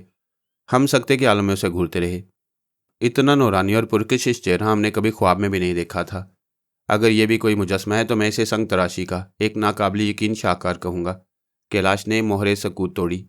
बिलाशुबा इसके चेहरे पर जो संजीदगी और सख्त गिरी नजर आ रही है वो सिर्फ देवताओं का हक है। कहीं ये मुकद्दस ओरिगा का मुजस्मा तो नहीं? जेकब ने हैरत से कहा। ओरोफिना के सरदारों ने हमें यही बताया था कि मुकद्दस ओरिगा शोरगुल पसंद नहीं करता। शायद इसलिए उसके मुजस्मे को ज़मींदोज़ मकबरे में रखा गया है। अगर ये ओरिगा का मुजस्मा है तो इसे इस कदर कीमती और ज़रक बरक पोशाक की क्या ज़रूरत थी? मैंने कैलाश को संजीदगी से मुखातिब किया। गौर से इसके चेहरे, पैर और हाथ की उंगलियों पर नज़र डालो। क्या ये सब तुम्हें पत्थर से तराशीदा नजर आती हैं? तुम क्या कहना चाहते हो? कैलाश ने मुझे वजाहत तलब नज़रों से देखा। मेरा दिल गवाही दे रहा है कि यह कोई पत्थर का बेजान मुजस्मा नहीं बल्कि कोई हनूदशुदा ममी है। इसे यहाँ महफूज कर दिया गया है। नामुमकिन, जेकब बोला। मैंने हज़ारों हनूदशुदा ममियाँ और लाशें देखी हैं लेकिन ज़िंदगी की अलामतें कहीं नज़र नहीं आई। गोया तुम भी मेरे ख्याल की तस्दीक कर रहे हो। अगर तुम्हारा अंदाज़ा दुरुस्त साबित हुआ तो मैं इसे एक मौजा कहूँगा। कैलाश ने बदस्तूर तख्त की सिमत घूमते हुए कहा। इसके जिस्म पर जो लिबास और ज़र जवाहिर नज़र आ रहे हैं वो हज़ारों साल पुराने दौर से ताल्लुक़ रखते हैं। इस कद्दो कामत के लोग भी कुरून वस्ता में हुआ करते थे। फिर वो आहिस्ता आहिस्ता कदम उठाता चबूतरे के करीब चला गया। मैंने भी उसकी पैरवी की लेकिन जेकब अपनी जगह जमा खड़ा रहा। चबूतरे के करीब पहुंचकर कैलाश की आंखें फरते हैरत से खुली की खुली रह गईं। मेरे दिल की धड़कनें भी तेज़ होने लगीं। पत्थर के तख्त पर कोई मुजस्मा नहीं, एक इंसानी जैसा मौजूद था जिसकी तस्दीक कैलाश ने डरते डरते उसका हाथ छूने के बाद की। जमाल, वाकई तुम्हारा अंदाज़ा दुरुस्त है। ये पत्थर का बुत नहीं बल्कि कोई इंसान है। और कैलाश ने अपना जुमला अधूरा छोड़ दिया। सर नीचे झुकाकर कुछ देर तक ज़रूरी मुआयना करता रहा। फिर सकते के आलम में बोला, माय गॉड, मुझे इसमें ज़िंदगी की अलामतें भी नजर आ रही हैं। क्या मतलब? मैं हैरत से उछल पड़ा। क्या तुम मुझे बताना चाह रहे हो कि ये शख्स जिंदा है और हज़ारों साल से ख्वाबीदा कैफियतों से दो चार है? कैलाश ने मेरी बात का कोई जवाब नहीं दिया। शाने से अपना चिरमी थैला उतार कर खोला और उसमें से थर्मामीटर निकालकर उस उम्र रसीदा शख्स की गर्दन पर रख दिया और अपनी दस्ती घड़ी देखने लगा। ये तुम क्या हमाकत कर रहे हो? जेकब ने हमारे करीब आकर बौखलाए हुए लहजे में पूछा। यह थर्मामीटर किस मकसद के लिए इस्तेमाल किया जा रहा है? कहीं तुम लोग दीवाने तो नहीं हो गए? कैलाश का ख्याल है कि यह कोई मुजस्मा नहीं, एक जिंदा इंसान का जिस्म है। जिंदा इंसान? जेकब ने मुझे गौर से घूरा, फिर सीने पर सलीब का निशान बनाते हुए कहा, मुकद्दस बाप तुम दोनों पर रहम करे। मेरा मशवरा मानो तो खामोशी से लौट चलो। मरे हुओं को छेड़ना ठीक नहीं होता। चंद लम्हे इंतजार करो फादर जेकब, मैंने सरगोशी की। थर्मामीटर का पारा भी हमारे शुबहात की तस्दीक कर देगा। और अगर वाकई ये जिंदा साबित हुआ और कैलाश के छेड़ने से उठ बैठा तो क्या होगा? सबसे पहले हम इस मकबरे से वापस निकलने का रास्ता दरियाफ्त करेंगे। क्यों, ठीक है ना? जेकब ने कोई जवाब नहीं दिया। मुंह ही मुंह में कोई दुआ पड़ने लगा। मैंने उसे मुखातिब करना मुनासिब नहीं समझा। फिर उस वक्त हमारी हैरत और ताज्जुब की कोई इंतहा न रही जब कैलाश ने थर्मामीटर उठाकर उसे गौर से देखा और हमारे हवाले कर दिया। पारा 98 डिग्री दर्जा हरारत जाहिर कर रहा था। मेरे खुदा, मैंने सहमे हुए अंदाज में कहा, यह तो एक सेहतमंद आदमी का टेम्परेचर मालूम होता है। भगवान की कसम, मैं इसे होश में लाने की कोशिश ज़रूर करूंगा और यह तजुर्बा मेरी ज़िंदगी का अहम तरीन तजुर्बा साबित होगा। कैलाश बेहद जज्बाती आवाज़ में बोला। काश मैं अपना सर्जरी का बैग या इमरजेंसी बैग साथ लाया होता तो एक लम्हे की देर न करता। खुदा को शायद यही मंजूर है कि तुमको हमाकतों से बाज रखा जाए। क्यों? कैलाश ने जेकब को घूरा। क्या तुम्हें मेरी बात का यकीन नहीं है? यकीन होने के बावजूद मैं तुम्हें इन शैतानी चक्करों से दूर रहने की ताकीद करूंगा। शैतानी चक्कर से तुम्हारी क्या मुराद है? मुकद्दस बाप हम सबको अपनी हिफ्ज़ अमान में रखे। जेकब ने दवाई खैर करते हुए संजीदगी से कहा। जमाल ने ख्वाब में जिस मकबरे की बात की थी वहां इस बुजुर्ग की बुझाई दरख्शां को होना चाहिए था, लेकिन मेरा टॉमी कहाँ गया? मैंने हैरत से चौंकते हुए इधर उधर देखा। टॉमी को मैंने अपनी नज़रों से ज़मीन दोज मकबरे की सीढ़ियों की जानिब जस्त लगाते देखा था, लेकिन इस वक्त वो कहीं नज़र नहीं आ रहा था। अब भी वक्त है मेरे दोस्त, जेकब खौफजदा आवाज़ में बोला। जितनी जल्दी मुमकिन हो यहाँ से भाग निकलो, वरना एक एक करके हम भी खबीस बलाओं का शिकार हो जाएंगे। उस रोज़ हमने पहली बार जेकब को इस कदर खौफजदा देखा था। खबीस बलाओं का जिक्र करते हुए वो पूरी जान से कांप उठा। फिर कबल इसके कि हम उसे कुछ समझाते, वो पलट कर ऊपर जाने वाली जीनों की सिमत लपका और सीढ़ियां तय करने लगा। 21वीं सीढ़ी पर उसके कदम का बोझ पड़ा तो पूरा कमरा घुप अंधेरे में डूब गया। मैंने और कैलाश ने अपनी अपनी टॉर्च रोशन कर ली। फिर टॉर्च की रोशनी का दायरा सीढ़ियों से गुजरता हुआ छत तक पहुंचा तो हम शशतर रह गए। उरू के मुजस्मे का चबूतरा खुला नजर आ रहा था और जेकब मकबरे से बाहर निकल चुका था। मुझे यकीन था कि 21वां जीना ही बैक वक्त मकबरे की रोशनी और नक्काशी के रास्ते का खुफिया मैकेनिज्म साबित होगा। कैलाश ने कहा। रोशनी का अमल ज़हूर में आते ही मकबरे का रास्ता बंद हो जाता है और तारीकी फैलते ही चबूतरे वाला रास्ता खुल जाता है। कैलाश का अंदाजा इस बार भी दुरुस्त हुआ, लेकिन मैंने उसकी कोई तारीफ नहीं की। मेरा ज़हन अपने टॉमी में उलझा हुआ था और दरख्शां का तस्वुर मेरी बेचैनी में इजाफा कर रहा था। मेरा ख्याल था कि जेकब ने वो हरकत महज हमें खौफजदा करने और ज़मींदोज़ मकबरे से दूर रखने के लिए की होगी, लेकिन मेरा क्यास दुरुस्त नहीं था। जब हम मकबरे से निकलकर वापस गार के धाने पर पहुंचे तो साबरी के चेहरे पर हवाइयाँ उड़ रही थीं और जेकब के लबों से बार बार यही तकरार जारी थी कि रहम मुकद्दस बाप, रहम, खबीस बलाएं सबको एक एक करके चट कर जाएंगी। हम उसके सामने मौजूद थे, लेकिन उसने हमारी सिमत कोई तवज्जो नहीं दी, बल्कि दीवानों की तरह अपनी रट लगाता रहा। मुझे जेकब की हालत पर तरस आ गया। इस वक्त उसकी हालत काबिल रहम ही थी। आंखें ऊपर को चढ़ी हुई थीं, हाथ पाँव में तशन्नुज और होंठ कुछ अजीब से अंदाज में एक तरफ खींचे जा रहे थे, यूं जैसे कोई गैबी कुव्वत उसे एक ही सिमत से चीर डालने की कोशिश कर रही हो। क्या ख्याल है तुम्हारा? मैंने कैलाश को मुखातिब किया। कहीं यह हमें मकबरे से दूर रखने के लिए मस्करेपन की अदाकारी तो नहीं कर रहा? गलत ख्याल है तुम्हारा। जेकब पर इस वक्त जो कैफियत तारी है तुम इसे माली खोलिया भी कह सकते हो। कैलाश ने संजीदगी से जवाब दिया। फिर उसने जल्दी जल्दी एक इंजेक्शन तैयार किया। सावरी इस तमाम अरसे में हमें वजाहत तलब नज़रों से देखती रही। कैलाश की हालत ने उसे भी बौखला दिया था। इंजेक्शन लगने के बाद जेकब पर गनूदगी का अमल तारी हो गया। इसे आराम की शदीद ज़रूरत है। कैलाश ने उसे ज़मीन पर लिटाते हुए कहा। अब खतरे की बात नहीं। 2 घंटे बाद जब ये होश में आएगा तो इसकी कैफियत नॉर्मल होना चाहिए। होना चाहिए से तुम्हारी क्या मुराद है? मैंने एक इम्कानी बात की है।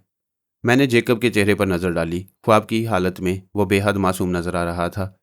टॉमी की गुमशुदगी का ख्याल सबसे पहले मुझे आया, लेकिन जेकब ने उसको अपने जहन पर इतनी शिद्दत से महसूस किया कि अपने असाब पर काबू न पा सका और जुनूनी कैफियत से दो चार हो गया।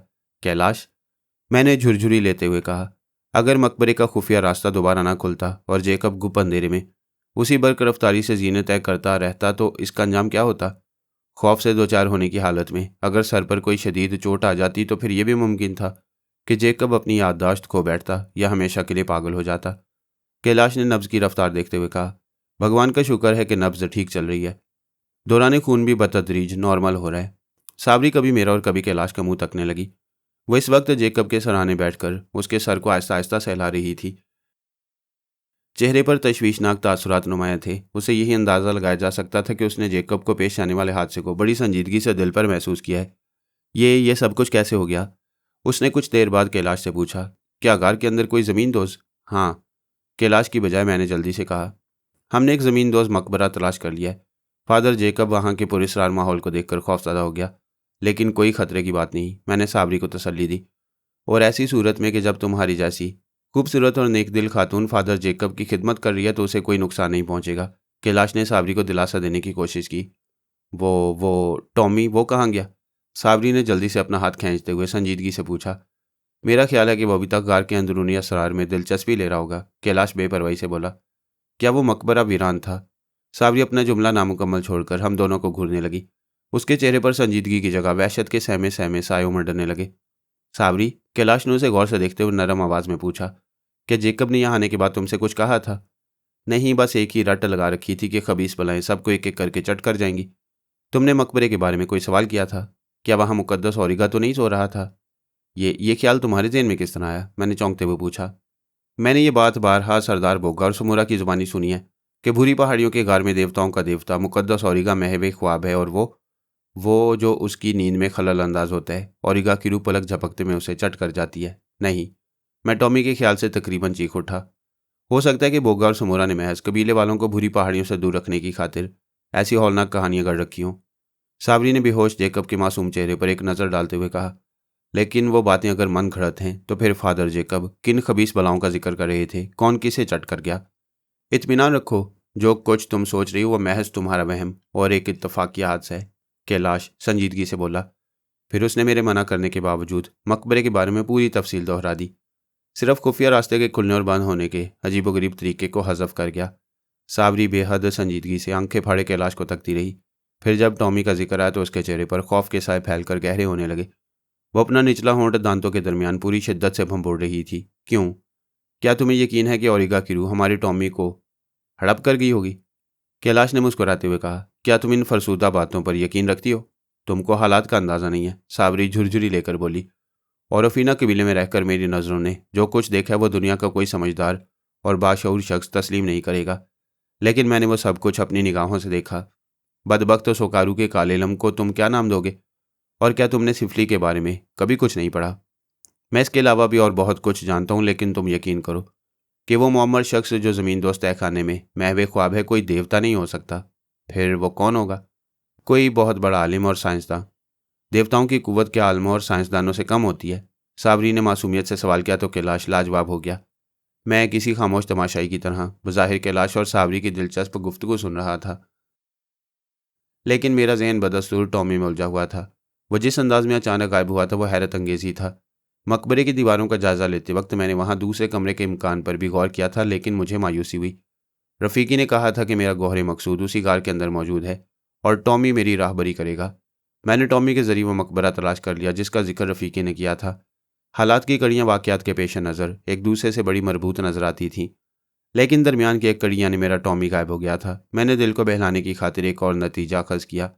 ज़मीन दोस्त मकबरे में एक मुअम्मर अजनबी की बू पाकर मुमकिन है वापस बाहर निकल गया हो। हम चूंकि जल्दी में थे इसलिए शायद टॉमी की वापसी पर गौर न कर सके हों, लेकिन दिल के इस बहलावे में भी बहुत सारे झोल मौजूद थे। अगर टॉमी के हाथों किस्मत को मेरी राहबरी मकसूद थी तो फिर वो गलती का मुर्तकिब क्यों हो गया? दरख्शां के जिस्म की महक टॉमी के लिए बड़ी मानूस थी। रफ़ीकी की पेशन गोई ने मुझे मुजस्मे वाले आखिरी जीने में टॉमी की बढ़ती हुई दीवानगी के सिलसिले में यही गौर करने पर मजबूर कर दिया था कि उसी चबूतरे के नीचे मेरी दरख्शां मौजूद होगी। मकबरे का खुफिया रास्ता दरियाफ्त होते ही टॉमी जिस अंदाज में उसकी तरफ लपका वो भी मेरे लिए नया नहीं था। वह मकबरा टॉमी को निकल गया। रफ़ीकी, मेरे जहन में रफ़ीकी का नाम गूंजने लगा। मैंने उसे आलम तसव्वुर में आवाज़ दी तो उसका हैवला मेरे सामने लहराने लगा। मेरी वहशत बढ़ गई। तुम? सैयदी, उसने मुझे बोलने का मौका नहीं दिया। मैं जानता हूँ कि तुमने मुझे किस लिए याद किया है। तुमने कहा था कि मेरा टॉमी। हाँ सैयदी, वह निजस जानवर उस साय तक पहुँच गया जिसकी तुम्हें तलाश थी। मुझे किसी साय की नहीं, अपनी दरख्शां की तलाश है। हकीकत जब निगाहों से ओझल हो जाए तो उसे फ़रेब के नाम से याद किया जाता है। मैंने तुमसे दरख्शां का पता दरियाफ्त किया तो तुम टाल गए। अब मैं तुमसे अपने टॉमी का निशान दरियाफ्त करता हूँ। मैंने आलम तसव्वुर में नज़र आने वाले उस हैवले को मुखातिब किया जो हवा में लहरों की मानद पल खा रहा था। एक ही बात है, रफ़ीकी ने जवाब दिया। वह निजस जानवर अपनी मंजिल तक पहुँच गए। रफ़ीकी, मैं हाथ मलते हुए बोला, तुमने कहा था कि मजजूब ने तुम्हें मेरी निगरानी पर मामूर किया है। ना किया होता सैयदी तो मैं इस वक्त तुम्हारी आवाज़ पर कभी हाजिर ना होता। क्या फ़ायदा तुम्हारे आने से? मैं झुल्ला गया। मकबरे में दरख्शां की नहीं किसी मोमर इंसान की मम्मी रखी है, लेकिन वो जिंदा है। मैं जानता हूँ कौन है वो। मुझे अफसोस है सैयदी कि मैं तुम्हारे इस सवाल का जवाब नहीं दे सकता। उसके लहजे में हकारत थी। यह काम काली और नापाक कुव्वतों का है।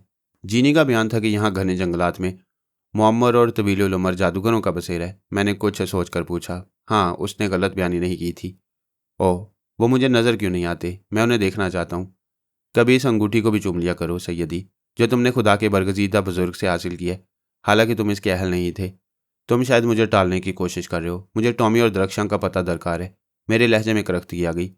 रफ़ीकी की बातें तैश दिला रही थी। उसके इशारे मेरी समझ से बाहर थे। मैं मजबूर हूँ सैयदी, तुम जो काम मुझसे लेना चाहते हो वो मेरा नहीं, स्याह और गंदी ताकतों का है। दूर हो जाओ मेरी नज़रों से। मैं बर्दाश्त ना कर सका तो बेख्तियार चीख उठा। रफ़ीकी का फिजा में लहरों की तरह बल खाता हुआ साया मेरी निगाहों से ओझल हो गया। लेकिन कैलाश और सावरी मेरी आवाज़ सुनकर चौंक उठे। शायद मैं अपनी आवाज़ और अपने जज्बात पर काबू नहीं रख सका था। जमाल, कैलाश ने मुझे संजीदगी से घूरा, तुम किससे मुखातिब हो? वो मैं कैलाश के सवाल पर एक लम्हे को गड़बड़ा गया। फिर हाथ मलते हुए उसे टालने की कोशिश की। वो मेरा अपना वहम था जो मुझे बहलाने की कोशिश कर रहा था। शायद मेरा हमजाद हो। मैंने उसे बका दिया। तुम्हें आराम की ज़रूरत है जमाल। नहीं, मैं बिल्कुल नॉर्मल हूँ। मैंने कैलाश को यकीन दिलाया। मेरे हलक में कांटे से पड़ रहे थे। मैंने थोड़ा सा पानी पिया तो मेरी वहशतों में कुछ कमी आ गई। सावरी मेरी कैफियत का अंदाज़ा लगा रही थी। मैंने पानी पीकर चट्टान से टेक लगाई तो उसने दबी जुबान में कहा, ओरोफीना का मजहबी रहनुमा मनामा भी यही कहा करता था कि मुकद्दस औरिगा अपने आराम में कोई खलल बर्दाश्त नहीं करता। मुझे यकीन है कि मैं उसे बहुत जल्द जिंदा इंसानों की तरह होश में ले आऊंगा। कैलाश ने खला में घूरते हुए कहा। तुम किसकी बात कर रहे हो? सावरी ने चौंक कर पूछा। वही जो उरू के मुजस्मे के नीचे महवे ख्वाब है, तुम जिसे औरिगा का नाम दे रही हो। क्या क्या तुमने जिसे देखा उसने कामदार रेशमी आबा पहन रखी थी? उसके सर पर जो टोपी है उसमें बेशकीमत हीरे और मोती टंगे हुए हैं। हाँ हाँ, कैलाश का तजस्सुस पड़ने लगा। मैं भी सावरी के चेहरे को हैरत से देखने लगा। और क्या उसकी दाढ़ी और सर के बाल बेहद दराज और रुई के गाले की तरह सफ़ेद हैं। भगवान की सौगंध, तुम जो हुलिया बता रही हो वो हरफ बहरफ दुरुस्त है। लेकिन तुम ये सब कुछ कैसे मालूम हुआ? मैंने तेजी से पूछा। एक लम्हे को मेरे दिल में यह शुबा पैदा हुआ कि शायद सावरी ने छुपकर हमारा ताक़ुब किया हो और मकबरे के अंदरूनी हालात से वाकिफ़ हो गई हो। लेकिन मेरा अंदाज़ा गलत साबित हुआ। एक बार तुम लोगों के जजीरे पर कदम रखने से कोई 4 साल पेशतर की बात है, जब सोकारू से बड़ा जादूगर रंबा ने अपने जादू के जोर से मुकद्दस औरिगा को देख लिया था। फिर उसने औरिगा की एक तस्वीर बनाई। रंबा का ख्याल था कि कबीले का सरदार और दूसरे लोग औरिगा की शक्ल तस्वीर की सूरत में देख लेने के बाद उसकी बड़ाई को तस्लीम कर लेंगे। लेकिन सावरी ने कपकपाते हुए कहा, उसका अंजाम बड़ा भयानक साबित हुआ। उस तस्वीर को देखने के बाद सरदार और बड़े पुजारियों ने जो अंदाज़ा लगाया वो रंबा की तवक्कुआत के खिलाफ था। उनका ख्याल था कि रंबा ने मुकद्दस औरिगा का मजाक उड़ाने की खातिर उसकी फर्जी तस्वीर बनाई है। और फिर बड़े पुजारियों ने मनामा के हुक्म पर रंबा को उरू के कदमों में डालकर नेज़ों से उसका जिस्म छलनी कर डाला। रंबा अपनी आखिरी हिचकी तक लोगों को यकीन दिलाता रहा कि उसने जो तस्वीर बनाई है वो फर्जी नहीं है। कैलाश, अब तुम क्या कहोगे? हो सकता है रंबा का ख्याल अपनी जगह दुरुस्त हो, लेकिन किसी इंसानी जिस्म का इतना तवील मुद्दत तक तरोताज़ा रहना साइंसी एतबार से मुमकिन नहीं। मेरे दोस्त, तुम बार बार इस बात पर क्यों असरार कर रहे हो कि वह एक तवील मुद्दत से महवे ख्वाब है? क्या मतलब? कैलाश ने मुझे हैरत से देखा। हो सकता है कि वह इस गार में चलता फिरता रहा हो और हमें देखकर नहीं। कैलाश ने तेजी से मेरे ख्याल की तरदीद कर दी। तुमने शायद उसके लिबास और उस गर्द पर नज़र नहीं डाली जो उसके जिस्म पर मौजूद थी। अगर वो औरिगा ही है तो लाजवाल कुव्वतों का मालिक भी होगा। क्या ये मुमकिन नहीं कि उसने हमें महज फरेब देने की खातिर? मैं अपना जुमला मुकम्मल न कर सका। अचानक इतनी जोर का कड़ाका हुआ कि भूरी पहाड़ियों का पूरा इलाका लरज उठा। अभी हम संभल भी ना पाए थे कि कार के अंदर रोशनी का इतना तेज जमाका हुआ कि हम शशदर रह गए। सावरी चीख मारकर कैलाश से लिपट गई। उसका पूरा जिस्म खौफ और दहशत से थर थर कांप रहा था।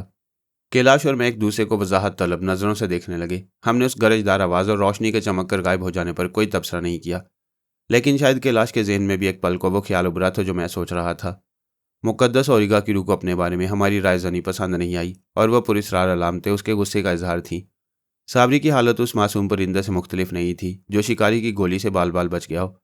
कैलाश उसे बहलाने की कोशिश करता रहा, लेकिन वह चुपचाप खामोश और सहमी बैठी रही। हमने सावरी के ख्याल से मकबरे के मौजू को बदल दिया। कैलाश का अंदाज़ा दुरुस्त निकला। तकरीबन 2 घंटे बाद जेकब ने कराकर आंखें खोल दी। कुछ देर तक वह पलकें झपकाता रहा। फिर उसने कैलाश को मुखातिब किया, हम इस वक्त कहाँ हैं? परेशान मत हो, तुम्हारे जैसा ढीठ आदमी इतनी आसानी से परलोक नहीं सुधार सकता। फिलहाल तुम खुद को जिंदा समझो। जमाल, मेरा मतलब है कि मैं यहाँ कैसे आ गया? जेकब ने मेरी सिमत घूरते हुए गहरी संजीदगी से सवाल किया। क्या कुछ देर पेशतर हम ज़मीन दोज मकबरे में। टॉमी, तुम्हारा टॉमी कहाँ है? जेकब सहमे हुए अंदाज में उठकर बैठ गया। क्यों, तुम्हें यह टॉमी इतनी शिद्दत से क्यों याद आ रहा है? कैलाश ने पूछा। क्या तुम्हें टॉमी के साथ कोई रिश्तेदारी करना है? तुमने कहा था कि उसे होश में लाया जा सकता है। किसे? टॉमी को? मुझे टालने की कोशिश मत करो सर्जन कैलाश, मैं पूरी तरह होशोवास में हूँ। जेकब ने नागवार लहजे में कैलाश को घूरते हुए कहा, फिर जहन पर जोर देते हुए थोड़े तवक्कुफ से बोला, मुझे यकीन है कि उस बूढ़े की खबीस रूह टॉमी को। इस बार जेकब भी अपना जुमला पूरा न कर सका। वो आवाज़ इतनी शदीद घन गरज की थी कि सावरी एक बार फिर चीख मारकर सिमट के दोहरी हो गई। मैंने तेजी से पलट कर देखा। गार के ऊपर वाले छज्जे का एक बड़ा टुकड़ा पुरशोर आवाज से टूटकर धाने से थोड़े फासले पर गिरा था। मेरे दिल में फिर यही ख्याल उभरा कि शायद भूरी पहाड़ियों पर बसने वाली नादीदा कुव्वतें मकबरे में सोए हुए मोहम्मद शख्स के बारे में कोई गलत बात सुनने को तैयार नहीं और हमें दहशतज़दा करके वहां से चले जाने पर मजबूर कर रही थी। ये धमाका कैसा था? जेकब ने खौफजदा आवाज में पूछा। रूपा की बेचैन रूह तुम्हें दोबारा होश में देखकर खुशी से पटाखे छोड़ रही है। कैलाश ने बेपरवाही का मुजाहरा किया। क्या तुम संजीदगी से मेरी बात का जवाब नहीं दे सकते? संजीदगी मौत का दूसरा नाम है फादर जेकब, और फिलहाल मेरा मरने का कोई इरादा नहीं। मैं उस मकबरे की बात कर रहा हूं जहां टॉमी। नहीं। कैलाश के तेवर यकलख्त बदल गए। जेकब को घूरते हुए उसने इंतहाई सर्द लहजे में कहा, तुम अब अपनी गंदी जुबान से देवी देवताओं की शान में कोई गुस्ताखी नहीं करोगे। मैं अपने धर्म के बारे में कोई गलत बात नहीं सुनूंगा। कैलाश, तुम दरमियान में मत आओ जमाल, ये मेरा और फादर जेकब का मसला है। मैंने कैलाश को गौर से देखा, फिर खामोशी इख्तियार कर ली। शायद वह एक वक्त में दो काम अंजाम देने की कोशिश कर रहा था। जेकब को वक्ती तौर पर असल मौजू से दूर रखना और उन नादीदा कुव्वतों को भी मुतमईन करना जो मकबरे में सोए हुए मोहम्मद शख्स के बारे में कोई गलत बात सुनने को आमादा नहीं था। जेकब हैरत भरी नजरों से कैलाश को देखने लगा। शायद उसे कैलाश से इतने तल्ख जुमलों की तवक्को नहीं थी। दोपहर के खाने के बाद हम आराम की घर से लेट गए। जेकब और कैलाश के दरमियान उस वक्त तक गुफ्तगू का सिलसिला दोबारा नहीं शुरू हुआ। साबरी के चेहरे से बदस्तूर खौफ और दहशत के तासुरात झलक रहे थे। कैलाश उसे समझाने की कोशिश कर रहा था।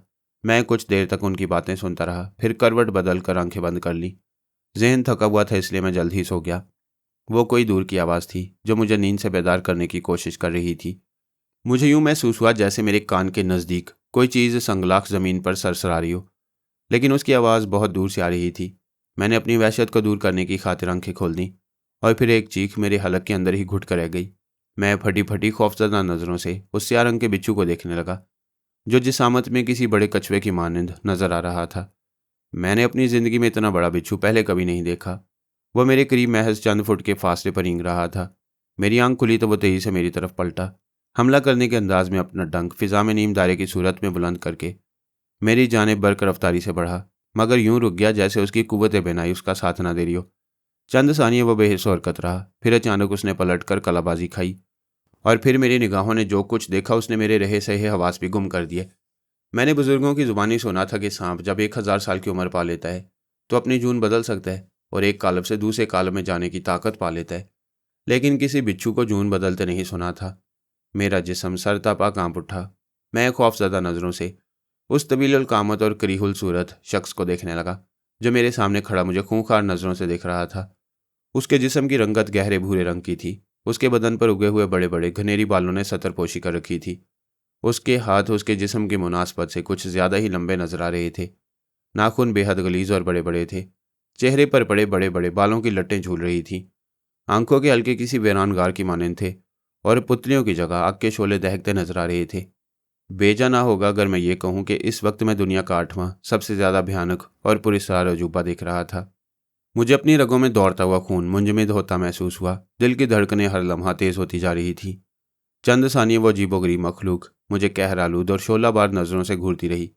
फिर उसके मोटे और भद्दे होंठों को जुम्बिश हुई और किसी पागल हाथी के चिंगाड़ने की आवाज़ से मिलती जुलती एक इंसानी आवाज़ मेरे कान के पर्दों पर कारी जरब की तरह लगी। मेरा नाम सांगा है। सांगा के कहरो गजब से भूरी पहाड़ी के संगरेजे भी पनाह मांगती हैं। तुम मुझसे क्या चाहते हो? मैंने लड़खड़ाती आवाज़ में पूछा। तुमने और तुम्हारे साथियों ने हमारे सुकून को बर्बाद करने की कोशिश की है। हम यहाँ हज़ारों साल से इर्तकाज किए हुए हैं और अपनी रियाजतों में मगन है।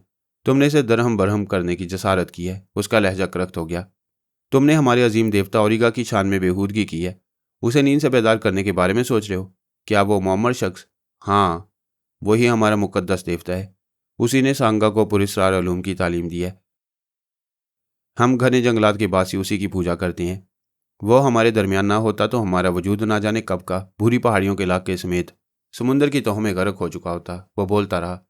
उसी ने हमें दुनिया के तमाम जादू सिखाए हैं, दुश्मनों से दाव पेच के गुर बताई हैं, और तुम हमारे उसी मुकद्दस देवता को परेशान करने की खातिर यहाँ आ गए।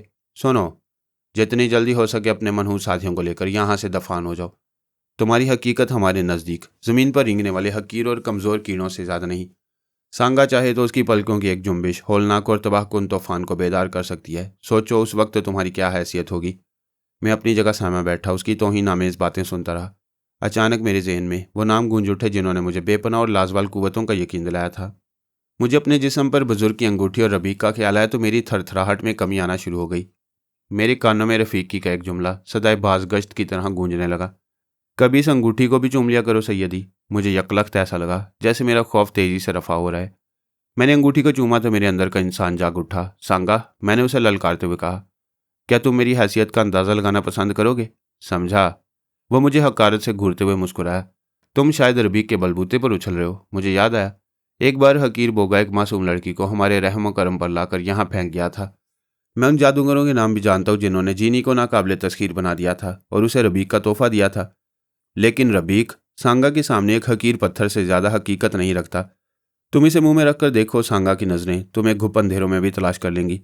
मैं तुम्हें पहल करने की दावत दूंगा, मैंने जवाब दिया। बुज़दिलों पर वार करना मेरे असूलों के खिलाफ है। सांगा मेरा जुमला सुनकर आपे से बाहर हो गया। उसने झुलाकर पैर जमीन पर मारा तो भूरी पहाड़ियां जलजले के झटकों के मानंद थरथरा गईं। मेरे ऊपर कोई असर न हुआ। शायद वो मजजूब की अंगूठी की करामत थी जिसने मुझे हर खौफ से बेनियाज कर दिया। यह खेल तमाशे ख़त्म करो सांगा, मैं बोला। ओरिगा ने तुम्हें दुश्मनों से दाव पेच करने के जो गुर सिखाए हैं वो सारे के सारे आजमा डालो। जब थक जाओ तो मुझे मुतला कर देना, फिर मैं तुम्हें बताऊंगा कि पलकों की जुम्बिश की कुव्वत क्या होती है। वो गजबनाक हो गया। उसके मुंह से झाग उठने लगे। चंद लम्हे वो शोलाबार नज़रों से देखता रहा। फिर उसने एक हाथ बुलंद किया और उसे मेरी जानिब दराज करने लगा।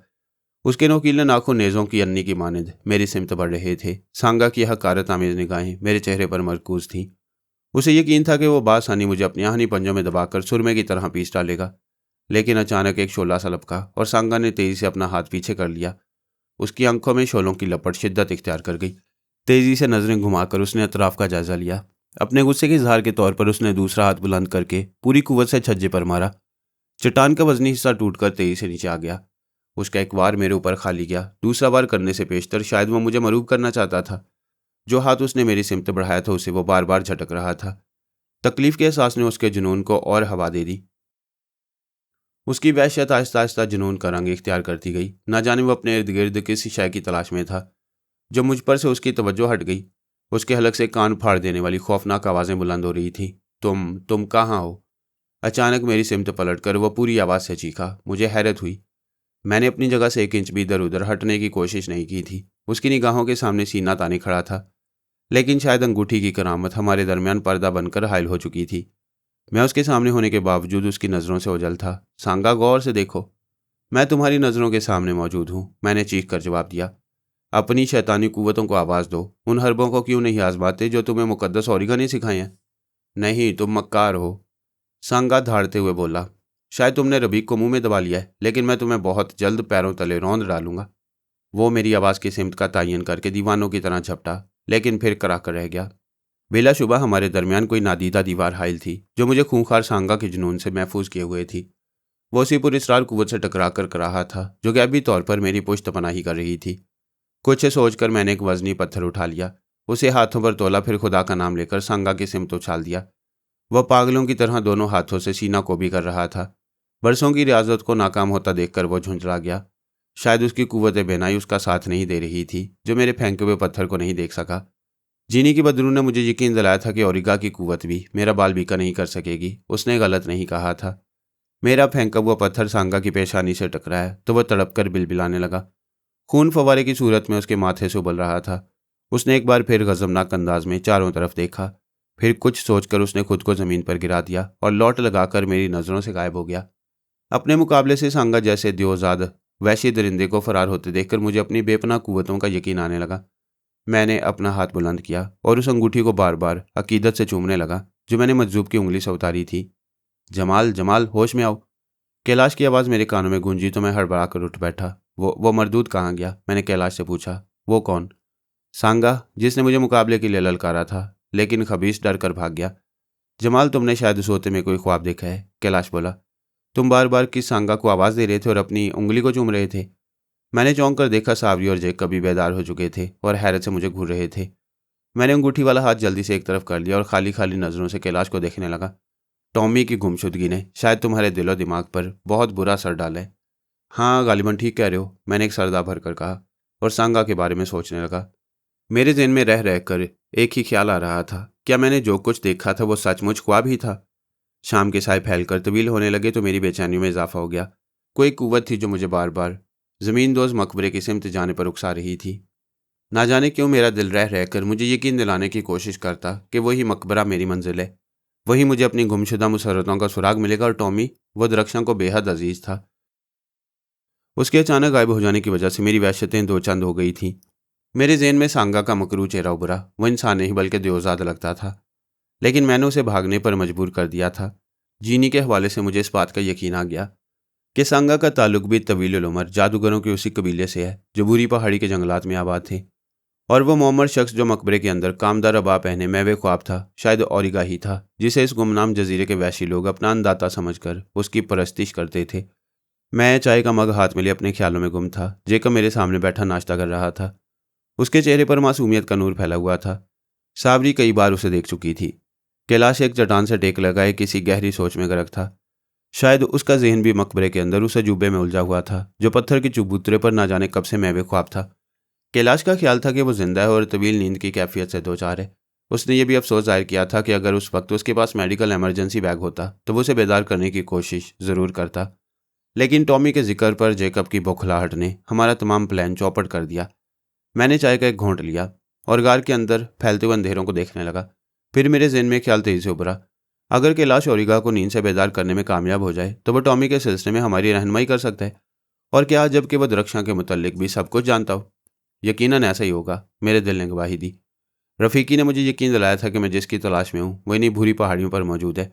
टॉमी ने रफ़ीकी की पेशन गोई के मुताबिक हमें मकबरे तक पहुंचा दिया। वहां उसका काम ख़त्म हो गया और अब मुझे मेरी मंजिल का खोज ओरिगा से मिल सकता था। शायद ओरिगा की पुरस्कार कुव्वतों ने टॉमी को इसी वजह से हमारी नज़रों से ओझल कर दिया था कि हम उसे बेदार करें। मेरा जहन जिम्नास्टिक करता रहा। फिर मैंने इस ख्याल से आंखें बंद कर ली कि मेरे दोस्त कहीं मेरी वहशतों का अंदाज़ा लगाकर बेजारी का इजहार न कर बैठें। और तब मैंने महसूस किया कि जैक्सन का मानूस चेहरा मेरी निगाहों के सामने है। एपिया के मखसूस लोगों की तरह जैक्सन ने भी अपने चेहरे को पुरस्कार या खूबसूरत बनाने के लिए मुख्तलिफ रंगों से रंग लिया था।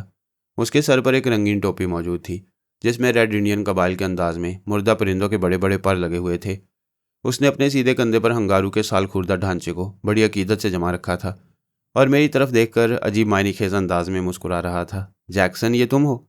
मैंने धड़कते हुए दिल से उसे मुखातिब किया। हाँ मेरे अजीज़, ये खादिम जैक्सन है जो आपके रूबरू मौजूद है। तुम इतने दिनों तक कहाँ गायब रहे? आपके करीब करीब भटकता रहा। उसका जवाब मायनी खेज था। क्या मतलब? मैंने वजाहत तलब की। हाँ मेरे अजीज़, कुछ गैबी कुव्वतों ने आपके अतराफ एक दायरा खींच दिया है। जब तक आप मुझे आवाज़ ना दें या दिल में याद ना करें, मैं उस दायरे की लकीरों के जाल को नहीं तोड़ सकता।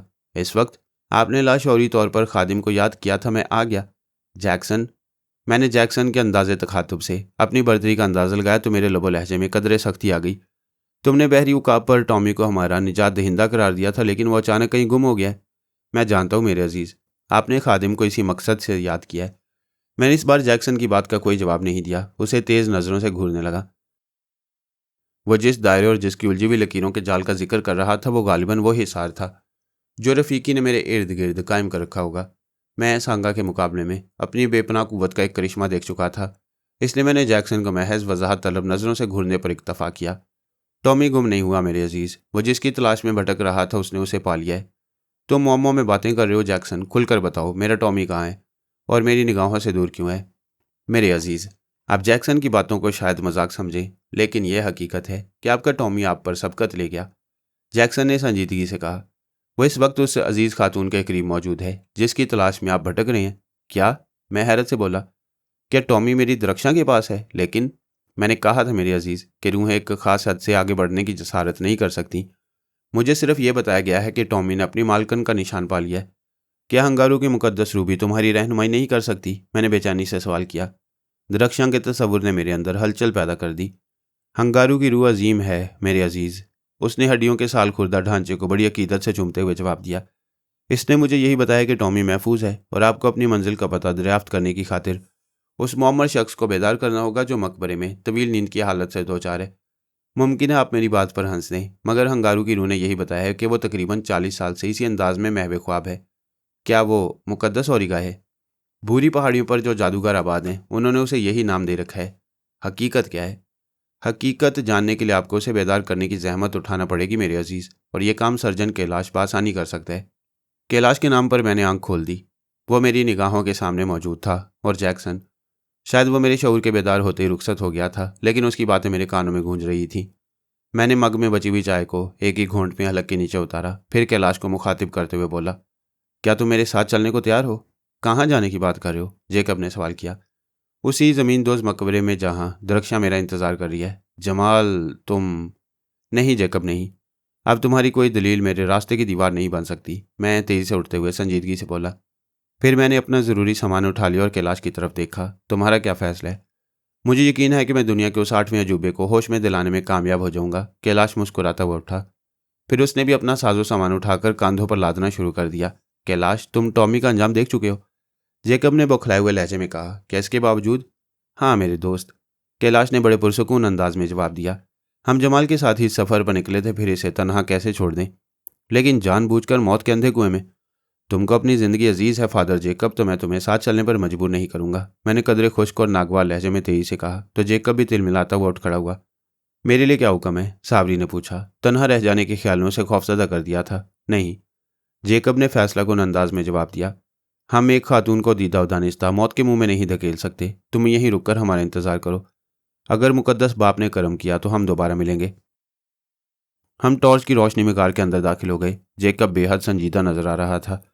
मैं चूंकि अपने ख्यालों में गुम था, इसलिए मैंने उसे छेड़ने की कोशिश नहीं समझी। जैक्सन मुझसे सैकड़ों मील दूर था, लेकिन उसकी पुरस्कार कुव्वतों ने मुझे जिस बात का यकीन दिलाया था, उसने मेरी वहशतों में जहां इस बात की कमी कर दी कि मैं टॉमी की तरफ से मुतमईन हो गया, वहां मेरे जुनून में इजाफा भी कर दिया। मकबरे में महवे ख्वाब मोहम्मद शख्स वो कलीदी कामयाबी था जिसके जरिए मैं अपनी दरख्शां तक पहुंच सकता था। क्या बात है फादर जेकब, तुम इस कदर चुपचाप और संजीदा क्यों हो? कैलाश ने खामोशी से उकताते हुए कहा। मरने से पहले अपने अजीम रब से अपने तमाम करदा और नाकरदा गुनाहों की मुआफ़ी मांग रहा हूँ, जेकब ने तिल मिलाकर जवाब दिया। घबराओ मत, मुझे यकीन है कि तुम जिंदा रहोगे।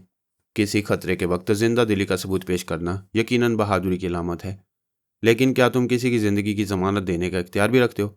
बात अगर सिर्फ तुम्हारे अशर तक महदूद रहती तो शायद मैं इतने यकीन से कभी ना कहता। मैं समझा नहीं। याद करने की कोशिश करो, तुमने मुकद्दस बाप के नाम पर सावरी से दोबारा मिलने के इम्कानात का इजहार नहीं किया था। मैंने उस गरीब को महज दिलासा देने की कोशिश की थी, और अब उसी गरीब की दुआएं तुम्हारी नन्ही सी जान की हिफाजत करेंगी। कैलाश, जेकब ने एहतजाज किया तो कैलाश ने मौजू बदल दिया। उरू के मुजस्मे के चबूतरे पर पहुंचकर हमने खुफिया रास्ते के लिए फिर वही पुराना अमल दोहराया और ज़मींदोज़ मकबरे में उतर गए। हमारे नीचे उतरते ही मकबरे का रास्ता बंद हो गया। 21वें जीने का मैकेनिज्म मकबरे को मुनव्वर किए हुए था। कैलाश ने अपना सामान फर्श पर रख दिया, एमरजेंसी बैग खोलकर ज़रूरी दवाएं और आलात निकालने लगा। जेकब के होंठ मुतहरिक नजर आ रहे थे, शायद वह हम सबके लिए दुआएं खैर मांग रहा था। मैं संजीदगी से कैलाश की जानिब देखता रहा। उसने 2-3 दवाओं को मिलाकर एक बड़ा इंजेक्शन तैयार किया, फिर उठते हुए बोला, जमाल, तुम इस शख्स की कलाई को मजबूती से थाम लो ताकि मैं इसे इंजेक्शन लगा सकूं। एक बार फिर गौर कर लो, जेकब ने सहमी हुई आवाज़ में कहा। देवताओं से छेड़खानी अच्छे नताइज नहीं बरामद करेगी। कैलाश ने पलटकर जेकब को घूरा। गालिबन वह इस वक्त संजीदगी चाहता था ताकि पूरी तवज्जो से अपना काम कर सके। मैंने जल्दी से मोहम्मद शख्स की कलाई पर अपनी गिरफ्त मजबूत कर ली। उसका हाथ रुई के गाले की तरह नरम और मुलायम था। कैलाश ने निहायत चाबुक दस्ती और महारत से उभरी हुई नस में इंजेक्शन की सुई डाली और दवा को आहिस्ता आहिस्ता शरियानों में मुंतकिल करना शुरू कर दिया। 5 मिनट तक मकबरे में मौत का सन्नाटा तारी रहा। फिर कैलाश ने कहा, अगर ये दवा हम इसके दिल में बराह रास्त इंजेक्ट करते तो ज़्यादा असर होता। बहरहाल मेरा ख्याल है कि इसे 20 से 25 मिनट के अंदर अंदर कोई ना कोई हरकत ज़रूर करनी चाहिए। अगर ये कोई नाशाइस्ता हरकत कर बैठा तो हमारा अंजाम क्या होगा? हमने जेकब की बात का कोई जवाब नहीं दिया। कैलाश ने अपनी घड़ी पर निगाह डाली, फिर कानों से आला लगाकर मोहम्मद शख्स के दिल की धड़कनों का जायजा लेने लगा। एक लम्हे को उसके चेहरे पर तशवीश के तासुरात नुमाए हुए तो मेरे दिल की धड़कनें तेज हो गईं। मैंने सख्ती से अपना होंठ दांतों तले दबा लिया। मोहम्मद शख्स मेरी मंजिल के निशान के लिए संगे मील की हैसियत रखता था। मैंने दिल ही दिल में इसकी ज़िंदगी की दुआएं मांगना शुरू कर दी। कैलाश ने जल्दी से झुककर एमरजेंसी बैग से एक गहरे नीले रंग की शीशी निकाली, फिर उसकी दवा रुई पर डाली और रुई के उस टुकड़े को मोहम्मद शख्स के नाक के करीब रख दिया। जेकब हैरत से आंखें फाड़े सब कुछ देख रहा था। उसके होंठ बदस्तूर मुतहर्रिक थे। थोड़े थोड़े वक्फे के बाद वो अपने सीने पर स्लीप का निशान भी बनाने लगता। कैलाश बार बार अपनी दस्ती घड़ी देखता रहा। तकरीबन 15 मिनट बाद रुई का टुकड़ा हटा लिया गया। कैलाश ने दोबारा आला कान से लगाकर बूढ़े के दिल की धड़कनों का अहवाल मालूम करने की कोशिश की। फिर 1 मिनट बाद ही मैंने कैलाश के चेहरे को खुशी से दमकते देखा। जमाल, उसने पलट कर मुझसे कहा, भगवान की सौगंध, इसके दिल की धड़कनें बिल्कुल किसी नॉर्मल इंसान की तरह शुरू हो गई हैं और अब ये किसी लम्हे भी बेदार हो सकता है। रब्बे अजीम हम सब पर अपनी रहमत नाजिल करे, जेकब बुलंद आवाज में बोला। हम सब की निगाहें मुअम्मर शख्स पर मरकूज थीं। गुजरते वक्त का एक एक पल हमारी बेचैनी में इजाफा कर रहा था। फिर हम चौंक उठे। मुअम्मर शख्स के पपोटों को जुम्बिश हो रही थी। जमाल, अब ये होश में आ रहा है, कैलाश ने मुझसे सरगोशी की। फिर जेकब से बोला, भगवान के लिए कुछ देर के लिए अपनी जुबान पर काबू रखना। कैलाश की बातें सुनकर जेकब के होंठों की हरकत और तेज हो गई। मैं पलकें झपकाए बगैर मुअम्मर शख्स को तकता रहा। फिर इस वक्त अगर मैंने अपना होंठ दांतों तले ना भींच लिया होता तो खुशी से मेरी चीख निकल जाती। जब मुअम्मर आदमी ने आहिस्ता आहिस्ता पलकें झपकाने के बाद यकदम इस तरह अपनी आंखें खोल दी जैसे कोई ख्वाब देखते देखते अचानक बेदार हो गया हो। चंद लम्हे वो आंखें खोले छत की तरफ टिकटिकी बांधे देखता रहा, यूं जैसे कोई भूली बिसरी याद ताज़ा कर रहा हो। फिर अचानक वो जवानों की तरह तेजी उठकर चबूतरे पर बैठ गया। बज़ाहिर वो बेहद मसरूर नजर आ रहा था, लेकिन हम पर नजर पड़ते उसके लबों से मुस्कुराहट के निशानात मिट गए। वो हमें हैरत और दुरुस्ती से घूरने लगा। शायद उसे वहां हमारी मौजूदगी नागवार गुजरी थी। मैं दरोगोई से काम नहीं लूंगा। सांगा जैसे देवजात को देखकर मुझे इतना खौफ नहीं महसूस हुआ जितना इस मुअम्मर शख्स को देखकर हुआ। मैं तेजी से 2 कदम पीछे हट गया। जेकब की हलक से भी घुटी घुटी चीख बुलंद होने लगी, लेकिन कैलाश ने हमारी बुखलाहटों पर कोई तवज्जो नहीं दी। जल्दी से थर्मस उठाकर उसने गरम गरम चाय एक प्याले में निकाली और बूढ़े के आगे बढ़ा दी। वो कैलाश को करख्त नजरों से घूरता रहा। फिर उसने चाय का प्याला हाथ बढ़ाकर ले लिया। एक सानी को इसे बगौर देखता रहा। उसकी पेशानी पर सिलवटें नुमायां होकर गहरी होती चली गईं। कुछ तवक्कुफ के बाद प्याले को होंठों से लगाकर चखा। चाय का जायका शायद उसे पसंद आ गया था। एक ही सांस में उसने प्याला खाली करके कैलाश को वापस कर दिया। नजरें घुमाकर खुले हुए इमरजेंसी बैग और दुआओं को बगौर देखने लगा। उसके बाद उस जगह का बगौर जायजा लेता रहा जहां इंजेक्शन लगाया गया था। उसकी खामोशी और निगाहों का तजस्सुस बता रहा था कि वह हालात की नौयत को समझने की कोशिश कर रहा है। हम खामोश खड़े उसकी हरकत और सकनात का जायजा लेते रहे। खासी देर तक वो गहरी खामोशी से दो चार रहा। कभी अपने जिस्म को देखता, कभी हमारे चेहरे और ख़ास तौर पर लिबास को अजीब सी नज़रों से देखने लगता और कभी खला में घूरने लगता। फिर उसने कैलाश के गले में पड़े हुए आले को बहुत गौर और दिलचस्पी से देखा। जागोरा फ्रांको, वो किसी नामालूम जुबान में बोला। उसका लबो लहजा नहायत नरम, साफ और शस्ता था। हम तुम्हारी जुबान नहीं समझ सके बूढ़े दोस्त, कैलाश ने उसे इशारों की मदद से समझाया। जम आगू रास्को बीमा। उसने गालिबन कोई दूसरी जुबान बोली। कैलाश ने दूसरी बार भी हाथ के इशारे से अपनी माजूरी का इजहार किया। बूढ़े को गालिबन मुख्तलिफ जुबानों पर अबूर हासिल था। थोड़े थोड़े वक्फे से वह मुख्तलिफ जुबानें बोलता रहा। फिर जब उसने औरोफीना की मुकामी जुबान में हमें मुखातिब किया तो हमारे चेहरे खुशी से खिल उठे। मैं सर्जन हूँ, सर्जन कैलाश। सर्जन, माहिर फल्कियात, उसने वजाहत चाही। डॉक्टर, डॉक्टर सर्जन, कैलाश ने संजीदगी से उसे इशारों के जरिए बताया। ओह, इल्मे जराही। बूढ़ा जेर लब मुस्कुराया। ये मेरे साथी और दोस्त हैं। कैलाश ने बारी बारी हमारा तारुफ कराया। फादर जेकब और बैरिस्टर जमाल। तुम लोगों से मिलकर खुशी हुई, लेकिन वह एक सानी को रुका। फिर कैलाश से बोला, तुमने मुझे होश मिलाने की खातिर जो तरीका इख्तियार किया वो बहुत दकियानूसी है। क्या मैं अपने मुअज़्ज़ज़ बुजुर्ग दोस्त का नाम दरियाफ्त कर सकता हूँ? कैलाश की बजाय मैंने पूछा। मेरा नाम? वह मुस्कुराया। खलाओं में घूरते हुए बोला, तुम मुझे ओरिगा के नाम से मुखातिब कर सकती हो। क्या मतलब? मैंने हैरत से पूछा। क्या तुम्हारा कुछ और भी नाम है? हाँ, मेरे बहुत से नाम हैं, लेकिन इस वक्त मैं जिस जजीरे में हूँ वहाँ के लोग मुझे ओरिगा के नाम से जानते हैं। मेरे दोस्त, कैलाश ने संजीदगी से कहा, क्या मैंने तुम्हें नींद से बेदार करने के लिए गलत तरीका इख्तियार किया है? वो तेजी से मगर नरम आवाज़ से बोला, मैं जानता हूँ तुम्हारी साइंस ने बहुत तरक्की कर ली है, लेकिन तुम्हारे माहिरीन ने पुराने तरीकों को यकसर फरामोश करके गलती का सबूत दिया है। वही इमारत जो असल बुनियाद पर खड़ी हो ज़्यादा मजबूत और पायदार होती है, लेकिन तुम लोगों ने बुनियाद पर गौर करने की जहमत नहीं उठाई, इसलिए कुदरत के निज़ाम से दूर होते जा रहे हो। वो बोलते बोलते खामोश हुआ।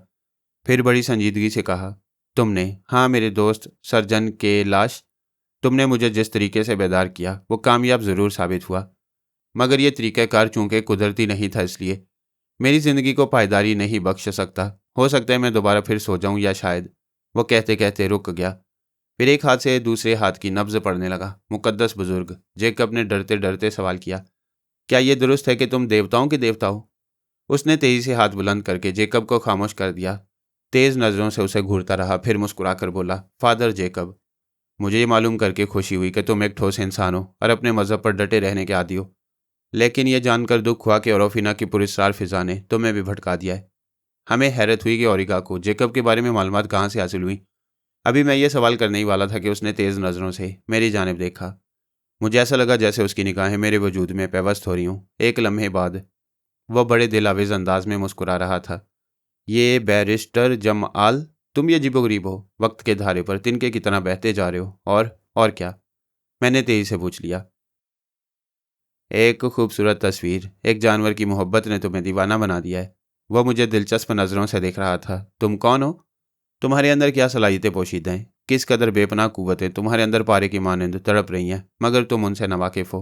नहीं, दरमियान में बोलने की बुरी आदत से परहेज करो। मुझे कहने दो कि वक्त ने तुम्हें अपना गुलाम बना लिया है। तुम रास्ते से भटक कर दूर निकल आए हो। हालात ने फिल वक्त तुम्हें बहुत बुलंद कर दिया, लेकिन कल क्या होगा? नहीं, मैं देख रहा हूँ कि तुम्हें कल की नहीं आज की फिक्र है। मैं औरिगा तुमको बता रहा हूँ कि तुम वक्त की बागडोर को जिस तरफ चाहो मोड़ सकते हो, पूरी दुनिया पर हुकूमत कर सकते हो। लेकिन तुम्हारी कुव्वत के नशे को दो आतिशा करने के लिए एक शख्सियत और भी तुम्हारे साथ होगी, वो जिसे तुमने चाहा खो दिया और फिर उसकी तलाश में भटक रहे हो। तुम उस हसीन साय को क्या नाम दोगे? मैं बताता हूँ। दर्रख्शां। क्यों मेरे अजीज दोस्त? क्या ओरिगा का इल्म गलत बोल रहा है? नहीं, मैंने जल्दी से कहा। तुम एक एक लफ्ज़ दुरुस्त कह रहे हो, लेकिन मैं समझ गया तुम क्या पूछना चाहते हो। उसने फिर मेरी बात काट दी। बदस्तूर मेरी निगाहों में निगाहें डाले, मेरे माजी, मेरे हाल और मेरे मुस्तकबिल को खुली किताब की मानंद पढ़ता रहा। पहले उसका नाम काजल था, फिर वो द्रक्षा बन गई। तुम्हारे दुश्मन तुम्हें मौत के घाट उतारने की कोशिश करते रहे, लेकिन वक्त, हाँ मेरे दोस्त, वक्त से पहले वो तुमको ज़ेर नहीं कर सकेंगे। तुमने बहरी सफ़र किया, देवताओं के रूप इख्तियार किए। जैक्सन ने रूहों के जरिए तुम्हारे बारे में बहुत कुछ मालूम किया, और लेकिन नहीं, मैं जानता हूँ कि कुछ बातें ऐसी हैं जो बरमिला नहीं कही जा सकती। मैं अकेले में तुमको तफसील से बताऊंगा कि तुम अब तक कितने नशेब फरा से गुजर कर यहाँ तक पहुँचे हो। राजदारी शर्त है। क्यों जमआल? जेकब और कैलाश भी ओरिका को हैरत भरी निगाहों से देख रहे थे। वो बारी बारी उन दोनों के बारे में भी तफसील से बताता रहा। उसने गलत नहीं कहा था। उसकी नज़रें और उसका इल्म हमारी पूरी ज़िंदगी पर मुहित था। वो अपनी जगह बैठा हमारी ज़िंदगियों को खुली किताब की मानंद पढ़ रहा था। हमारी करवी से रवानगी से लेकर मकबरे तक पहुँचने के तमाम वाक़यात उसके इल्म में थे। उसे यह भी मालूम था कि मैंने किन बातों को अभी तक अपने साथियों से राज रखा है, इसीलिए उसने भी इन बातों के सिलसिले में राजदारी शर्त है वाला जुमला कहा। लेकिन एक चीज़ जो उसे उलझा रही थी, लकड़ी की वो अंगूठी थी जिसे मैंने मजजूब से हासिल किया। औरिगा की नज़रें बार बार मेरी अंगूठी की जानिब उठ जाती, फिर वो गहरी सोच में गर्क हो जाता। उसकी निगाहों का तजस्सुस बढ़ने लगता, यूं पेचोताब खाने लगता जैसे उसके और अंगूठी के दरमियान कोई दीवार हायल थी जो औरिगा के लिए भी नाकाबिल अबूर थी। वह बोलता रहा, हम सुनते रहे। वह खामोश हुआ तो मैंने तमहीद को बालाए ताक रख कर पूछा, औरिगा मेरे मोअज़्ज़ज़ दोस्त, क्या तुम मुझे द्रख्शां का पता बता सकते हो? मैं जानता हूँ तुम उसे मरते दम तक फरामोश नहीं कर सकते। उसकी परछाई को भी तुम द्रख्शां के नाम से पुकारोगे और वही तुम्हारी किस्मत के सितारों को अरूज की बुलंदियों तक पहुँचा देगी। मेरी रफ़ाकत ने उसे नाकाबिल तस्खीर बना दिया है। वो तुम्हारे लिए खूबसूरत और एक अनमोल तोहफा साबित होगी। और क्या मेरा टॉमी भी द्रख्शां के पास है? मैंने बेचैनी से सवाल किया। ओह, समझा। जैक्सन ने तुम्हें यहाँ तक बता दिया, मगर मैं जानता हूँ वह बेतफले मकतब है। हंगारू की रूस मकबरे के अंदर नहीं दाखिल हो सकती। बहरहाल उसका क्यास दुरुस्त है। तुम्हारा टॉमी भी महफूज है। वो दोनों कहाँ हैं? इतनी जल्दबाजी से काम मत लो मेरे नादान बच्चे। उसने पहली बार मुझसे अपनी शफकत का इजहार किया। तुम्हारी अमानत मेरे पास महफूज है। मुकद्दस औरिगा, क्या तुम्हें इल्म था कि हम तुम्हें तवील नींद से बेदार करेंगे? कैलाश ने पूछा। नहीं, वो कुछ से सोचते हुए बोला। मेरे हिसाब में मुमकिन है कहीं कोई झोल रह गया हो। सोते वक्त मुझे महज इस बात का एहसास हुआ था कि एक बार दरमियान में कोई खलल ज़रूर वाक़ होगा, लेकिन यह कि तुम मुझे बेदार करोगे, ये बात मेरे हिसाब में नहीं आ सकी थी। तुम्हारा क्या इरादा था मेरे दोस्त? मेरा मतलब है कि अगर हम तुम्हें बेदार ना करते तो तुम कब तक महव ख्वाब रहते? ये बातें मत पूछो मेरे अजीज़। तुम शायद मेरी बात पर एतबार ना करो। वो कैलाश से मुखातिब था। तुमने ये भी कहा था कि मैंने जो तरीका, हाँ वो दुरुस्त नहीं था। क्या मरना और जीना तुम्हारे इख्तियार की बात है? जेकब ने सवाल किया। नहीं फादर जेकब, मौत और ज़िंदगी इंसान के इख्तियार की बात नहीं। अलबत्ता हम वक्त को ज़रूर काबू कर सकते हैं। मैं एक सवाल दरियाफ्त करना चाहता हूँ। मैं जानता हूँ तुम क्या पूछोगे। वो मुस्कुरा दिया। उसके अंदाज से बुजुर्गी और दानिशमंदी झलक रही थी। तुम्हारा ताल्लुक किस मजहब और मकतबा फ़िक्र से है? मजहब। औरिगा यकलख्ता संजीदा हो गया। मुझे मालूम है कि तुम्हारी दुनिया में सैकड़ों मजहब मौजूद हैं, हज़ारों अंदाज हैं उसकी परस्तिश के जिसने दुनिया को पैदा किया। लेकिन क्या मैं पूछ सकता हूँ कि हमारे सरों पर आए दिन मौत के साए तबाही और बर्बादी की शक्ल में क्यों मंडलाते रहते हैं? क्यों हम एक दूसरे के ऊपर भूखे उकाब और वैशी जंगली दरिंदों की तरह झपट पड़ते हैं? हमारे दरमियान आए दिन ये हंगामे और फसाद क्यों होते हैं? क्या इंसान का खून जो उसके जिस्म में खुदा की अमानत है महज आपस की रंजिश और उदावतों की खातिर बहाया जाता है? ऐसा क्यों होता है? सिर्फ इसलिए कि हमारे अंदर मजहबी जज्बा नहीं रहा। हम जानवरों से ज़्यादा बदतर हो गए। मजहब और असूलों के नाम पर एक दूसरे को मौत से हमकिनार करने की तरकीब सोचते रहती हैं। क्या तुम्हें बोगा और समोरा याद नहीं? उनके दरमियान जो गहरी दोस्ती थी वो दुश्मनी में क्यों तब्दील हो गई, सिर्फ इक़्तिदार हासिल करने के लिए? मगर नतीजा क्या हुआ? मक्काला शैतान की सूरत में दोनों के बीच आ गया और दूसरी जंग एक हसीन दोशीज़ा के लिए लड़ी गई, सावरी की खातिर, जो तुम्हारे साथ मौजूद है। मुमकिन है मैं गलत कह रहा हूँ, लेकिन मेरा ज़ाती ख्याल यही है कि जब तक हमारे अंदर अखुवत, मोहब्बत और भाईचारे का जज्बा नहीं पैदा होगा, हमारी तरक्की नामुमकिन है। इंसान का खून, बल्कि ये कहो कि इंसानियत का खून इसी तरह बहता रहेगा। क्यों फादर जेकब? क्या कोई मज़हब ये सिखाते कि दूसरे के मज़हब को बुरा कहो? नहीं ना। फिर आज जो ये सब कुछ हो रहा है, क्यों हो रहा है? ये सिलसिला कब तक जारी रहेगा? औरिगा किसी फाजल मुकर्रर की तरह बोलता रहा। वो इल्म और जहानत का समुंदर था। अगर कोई और वक्त होता तो मैं इस समुंदर से कुछ मोती ज़रूर हासिल करता, लेकिन मेरे जहन पर बस एक ही धुन सवार थी, लिहाजा मैं उसकी बातों से उकता गया। उसकी खफगी का ख्याल न होता तो शायद मैं उसकी ज़ुबान पकड़ने की जसारत भी कर बैठता, इसलिए कि वह सब कुछ जानने के बावजूद अनजान बन रहा था।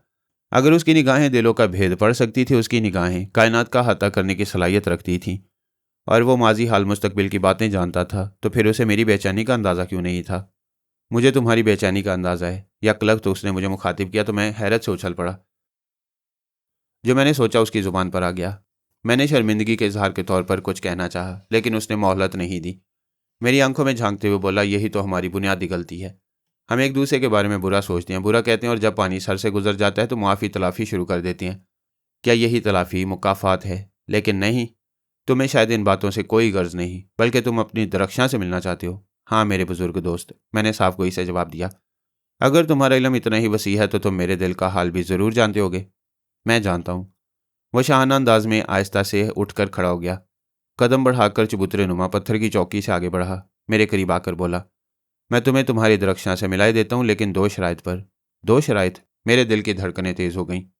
पहली शर्त यह होगी कि तुम मुझे तफसील से इस लकड़ी की अंगूठी के बारे में बताओगे जो तुम्हारी उंगली में पड़ी है, और दूसरी शर्त यह है कि तुम दरख्शां से पहली मुलाकात में कोई गुफ्तगू नहीं करोगे। बोलो, क्या तुम्हें मेरी शराइत मंजूर हैं? बूढ़े ने मुझे अजीब शशोपंज की कैफियत से दो चार कर दिया। बुजुर्ग की अंगूठी के बारे में मुझे जीनी, जैक्सन और दरख्शां ने भी इशारों का नाम में मना किया था कि मैं इसके बारे में हमेशा अपनी ज़ुबान बंद रखूं, और इसे एक लम्हे के लिए भी अपनी उंगली से लहदा न करूं। ऐसी हालत में ये कैसे मुमकिन था कि मैं इस मुकद्दस राज का इजहार कर देता? और दरख्शां, ये क्यों कर मुमकिन था कि मैं एक मुद्दत बाद उसे देखूं और उसे हम कलाम ना हूं? दोनों शर्तें मेरे लिए नाकाबिल कबूल थीं। मैं अभी गूंगों की हालत से दो चार था कि ओरिगा ने मेरे ख्यालात पढ़ लिए। ठोस आवाज़ में बोला, मैं अपनी पहली शर्त वापस लेता हूँ, लेकिन दूसरी शर्त अपनी जगह अटल रहेगी। मुकद्दस ओरिगा, मैंने बहस करना चाही, लेकिन उसने मेरा जुमला काट दिया। नहीं, मैं दूसरी शर्त के अंदर कोई लचक, कोई रियायत नहीं कर सकता, इसलिए कि अगर तुमने दरख्शां के बेदार होने के बाद उसे हम कलाम करने की कोशिश की तो उसके जहन पर बोझ पड़ेगा, और हो सकता है वह इससे जहनी झटके की ताब ना लाकर या तो अपनी याददाश्त खो बैठे या हमेशा के लिए अब्दी नींद सो जाए। क्या तुम ये पसंद करोगे? नहीं, मैं चीख उठा। मुझे तुम्हारी दूसरी शर्त मंजूर है। ओरिगा के होंठों पर फातिहाना मुस्कुराहट फैलकर गहरी होती चली गई। ओरिगा? कैलाश ने तजस्सुस से भरपूर लहजे में पूछा। क्या दरख्शां भी महवे ख्वाब है? कुछ देर सब्र करो मेरे अजीज, अभी तुम सब कुछ अपनी निगाहों से देख लोगे। ओरिगा ने छत की सिमत एक निगाह डाली, फिर आहिस्ता से घूम गया। उसका रुख दोबारा उस चबूतरे की सिमत हो गया जिस पर कुछ देर पेशतर वो महवे ख्वाब था। चंद लम्हे वो तेज नजरों से उस पत्थर की चौकी को देखता रहा। फिर हम चौंक उठे। चौकी अपनी जगह से उभर कर एक जानिब सरक रही थी। हम हैरत से एक और जमींदोज रास्ते को फर्श में बेदार होते देखते रहे। जेकब ने एक बार फिर उंगली से अपने सीने पर स्लीप का निशान बनाया। कैलाश भी उस रास्ते को देख रहा था जो चौकी हट जाने से नमदार हो गया था। मेरे दिल की धड़कनें शदीद होने लगी। दरख्शां का तस्वुर मुझे बेचैन कर रहा था। बूढ़े ओरिगा ने हमें हाथ से इशारा किया, फिर आगे बढ़कर उस कला में दाखिल हो गया। हम उसकी पैरवी करते रहे। नीचे जाने वाली सीढ़ियां तारीक थीं, लेकिन मकबरे की रोशनी हमारी रहनुमाई करने के लिए बहुत काफ़ी थी। कुछ देर तक हम एक दूसरे के पीछे सीढ़ियां तय करते रहे। ओरिगा बड़ी सुस्त रफ्तारी का मुजाहरा कर रहा था। मेरे खुदा, क्या भूरी पहाड़ियों के अंदर इस किस्म के जदीद तय खानों का तस्वुर बाहर से किया जा सकता है? जेकब ने कहा। खामोश रहो, मैंने हाथ पकड़कर सरगोशी की। मुझे खदशा था कि अगर ओरिगा की तवज्जो फिर मबजूल होगी तो दरख्शां से मेरी मुलाकात का अरसा और तूल पकड़ लेगा, जिसे मैं बर्दाश्त नहीं कर पा रहा था। ओरिगा आगे बढ़ता रहा। गालिबन उसने जेकब की बात नहीं सुनी थी या जानबूझकर उसे कोई अहमियत नहीं दी। फिर एक जीने पर कदम पड़ते ही दूसरा ज़मींदोज़ मकबरा भी मुनव्वर हो गया, जो हर एतबार से पहले मकबरे से मिलता जुलता था। कमरे में रोशनी होते ही मुझे यूं लगा जैसे अपने कदमों पर ज़्यादा देर नहीं खड़ा रह सकूंगा। जेकब और कैलाश की क्या कैफियत थी मैंने महसूस करने की कोशिश नहीं की, लेकिन मुझे यकीन है कि वो मंजर जो मेरी आंखें देख रही थीं उसने मेरे दोनों साथियों को अंगश्त बदंदा कर दिया होगा। दूसरे मकबरे के भी दरमियान में एक पत्थर की चौकी मौजूद थी जिस पर एक हसीना महवे ख्वाब थी। मैंने उसे गौर से देखा तो गश खाते खाते बचा, आंखों में बिजलियां सी कौंध उठी। वैसा ही मलकुती हुस्न था कि आंखें खीरा हुई जा रही थीं। दिलकशी और हुस्न जमाल का वो ऐसा मुरक्का था जिसमें कायनात का तमाम तर हुस्न सिमट आया था।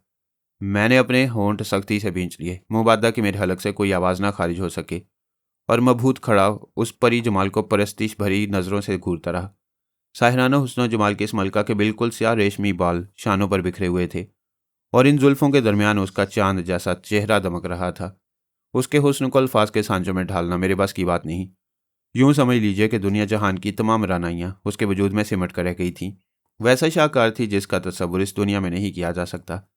उसकी खमदार घनी पलकें बंद थीं, गुलाब की पंखड़ियों की मानद तरोताज़ा बारीक लबों पर बड़ी दिलावेज और मलकूती मुस्कुराहट थी, जैसे वो मेरी महवियत पर लुत्फ़ अंदोज़ हो रही हो। उसने भी सफ़ेद रेशमी अबा पहन रखी थी जिस पर सोने के तारों से काम किया गया था। गले में आबदार मोतियों का हार था जो सीने तक फैला हुआ था। नाजुक कमर के गिर्द सोने, हीरे और जवाहरात का पटका था। मैं उस नाजुक अंदाम हसीना के हुस्न में गुम होने लगा। उसके ख्वाबिदा हुस्न में ना जाने वो कौन सी साहिराना कशिश थी कि मेरी रूह खिंची जा रही थी, वो मेरी रगो पै में समाई जा रही थी।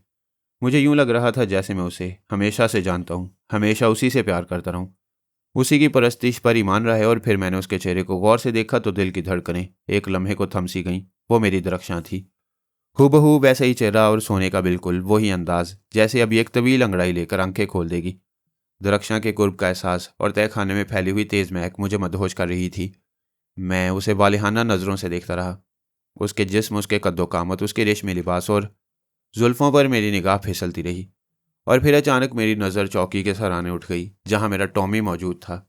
मुझे उसकी किस्मत पर रश्क आने लगा। वो दरख्शां के हसूल में मुझ पर सबकत ले जाने में कामयाब हो गया था। क्यों जमाल? औरिगा ने मुझे मुखातिब किया, क्या तुम इस हसीना को पहचानती हो? ये मेरे दिल की धड़कन, मेरी ज़िंदगी का सबसे कीमती और अनमोल सरमाया मेरी दरख्शां है, मैंने संजीदगी से जवाब दिया। फिर दरख्शां की जानिब देखने लगा। मैंने एक तवील जद्दोजहद के बाद उसे पाया था। उस लिए एक लम्हे को भी उसकी तरफ से गाफिल नहीं होना चाहता था। मुझे यकीन था तुम्हारा जवाब यही होगा। कैलाश, जेकब की सरगोशी मेरे कानों में गूंजी। कहीं हम ख्वाब तो नहीं देख रहे? भगवान की कसम, मैं आवागोन के अकीदे पर ईमान नहीं रखता, लेकिन ये जो चेहरा मेरी निगाहों के सामने मौजूद है, दरख्शां भाभी के सिवा किसी और का नहीं। जर्रा बराबर भी कोई फ़र्क नहीं सिवाय लिबास के, जो बज़ाहिर अजीबोगरीब लग रहा है। मेरा भी यही ख्याल है, लेकिन क्या ये सब कुछ हमारी नज़रों का फ़रेब नहीं हो सकता? मुझे भी ये सब कुछ ख्वाब की बातें लग रही हैं। ये दुनिया भी एक फ़रेब ही है मेरे अजीज़। ओरिगा ने बुलंद आवाज़ में जवाब दिया। एक तिलिस्म का था जिसमें हर बात अजीबोगरीब लगती है। ये मेरा मतलब है, मैंने खुद अपने हाथों से दरख्शां भाभी की मौत का सर्टिफिकेट जारी किया था। फादर जेकब गवाह है कि जमाल ने उसे हमारी नज़रों के सामने सपुर्दे खाक किया था। फिर कैलाश एक लम्हा को रुका। उसने दोबारा चौकी पर महवे ख्वाब नौखेज हसीना को एक नज़र गौर से देखते हुए कहा, यह कैसे मुमकिन हो सकता है कि वक्त की तेज़ रफ्तारी और साइंस की तरक्की ने सब कुछ मुमकिन बना दिया है? ओरिगा बोला। फिर मेरी अंगूठी को घूरने लगा। उसकी निगाहों में अंगूठी के सिलसिले में बार बार उभरने वाला तजस्सुस मुझे परेशान कर रहा था। चंद लम्हे वो अपने आप में गुम रहा, उलझता रहा, फिर बोला, क्या तुम यकीन करोगे कि यह ख्वाबिदा हुस्न जो बज़ाहिर जिंदा नजर आता है, एक तवील अरसे से मौत की वादियों में गुम है? नहीं, मैं चीख उठा, ऐसा नहीं हो सकता। दरख्शां ने मुझसे दोबारा मिलने का अहद किया था। अहद और वादों की बात अपनी जगह है, मैं मुमकिनात और नामुमकिन के मसले पर बात कर रहा हूँ, उसने सर्द आवाज़ में जवाब दिया। फिर कैलाश से बोला, क्या तुम अपने इल्म की रोशनी में इसका मुआयना करना पसंद करोगे? सर्जन कैलाश ने कुछ सोचकर इस बात में सर को जुम्बिश दी। फिर वो आला कान में लगाकर दरख्शां के ऊपर झुक गया। उसके दिल की धड़कनों को सुनने की कोशिश करने लगा। मेरी बेचैन नज़रें कैलाश पर जमी हुई थीं। मैं उसके चेहरे के तासुरात देख रहा था। कुछ देर तक वो आला कान से लगाए रहा, फिर उसने नब्ज पर हाथ रखा। इसके बाद वो ओरिगा की तरफ पलटा और ठोस लहजे में बोला, मैं अपनी शिकस्त तस्लीम करता हूँ। कैलाश? मैंने मुठ्ठियां भींचकर कैलाश को वजाहत तलब नज़रों से देखा। हाँ जमाल, मैं बड़े वसूख के साथ कह सकता हूँ कि ये जिस्म जो हमारे सामने मौजूद है, लहू की हरारत, दिल की धड़कनों और नब्ज की रफ्तार से यकसर महरूम है। मेरा दिल चाहा कि कैलाश का गिरेबान थाम कर उसके लिबास को तार तार कर दूं, उसका मुंह नोच लूं, उसकी जुबान काट डालूं जो मेरी दरख्शां को लाश बता रही थी। लेकिन उसी वक्त ओरिगा की ठोस और गंभीर आवाज़ तय खाने में गूंजी। तुम हब्से दम को क्या कहोगे? उन जोगियों और पंडित पुजारियों के बारे में तुम्हारा क्या ख्याल है जो खुद को कई कई हफ्तों के लिए कब्र में दफन करा लेती हैं और दोबारा जिंदा बाहर निकल आती हैं? वो कैलाश अकलाक रह गया। मैंने कहा था ना, ये दुनिया एक तिलिस्म कदा है जहां हर सिमत फरेब ही फरेब है। जो चीज़ समझ से बालातर हो उसे हम शोभदाबाजी या जादू कहते हैं। क्या ये खातून जिंदा है? कैलाश ने होंठ काटते हुए पूछा। तुम्हारे तजुर्बे के मुताबिक ये अब्दी नींद सो रही है, लेकिन अब इसे गौर से देखो। मैं इसे तवील नींद से बेदार करता हूँ। औरिगा कदम बढ़ाकर चौकी के करीब चला गया। उसने अपने दोनों हाथ बुलंद किए और इस तरह उन्हें हिलाने लगा जैसे कोई माहिर हिप्नोटिज्म अपने मामूल को हदायतें दे रहा हो या मैस्मरिज्म कर रहा हो। हम दम बखुद खड़े औरिगा की हरकत का जायजा लेते रहे। उसने अपना अमल शुरू करने से पेशतर हमें बड़ी सख्ती से ताकीद की थी कि हम में से कोई भी किसी मौका पर जुबान खोलने या मुंह से कोई आवाज़ निकालने की कोशिश नहीं करेगा, वरना उसके अमल में पड़ने वाला एक मामूली सा खलल भी दरख्शां की हलाकत का बायस बन सकता है। जेकब की हालत काबिल दीद थी। उसकी नज़रें दरख्शां के जिस्म पर मरकूज थीं, लेकिन उसके होंठ मुतहरिक थे। बार बार वो उंगली से अपने सीने पर स्लीप का निशान बनाने लगता।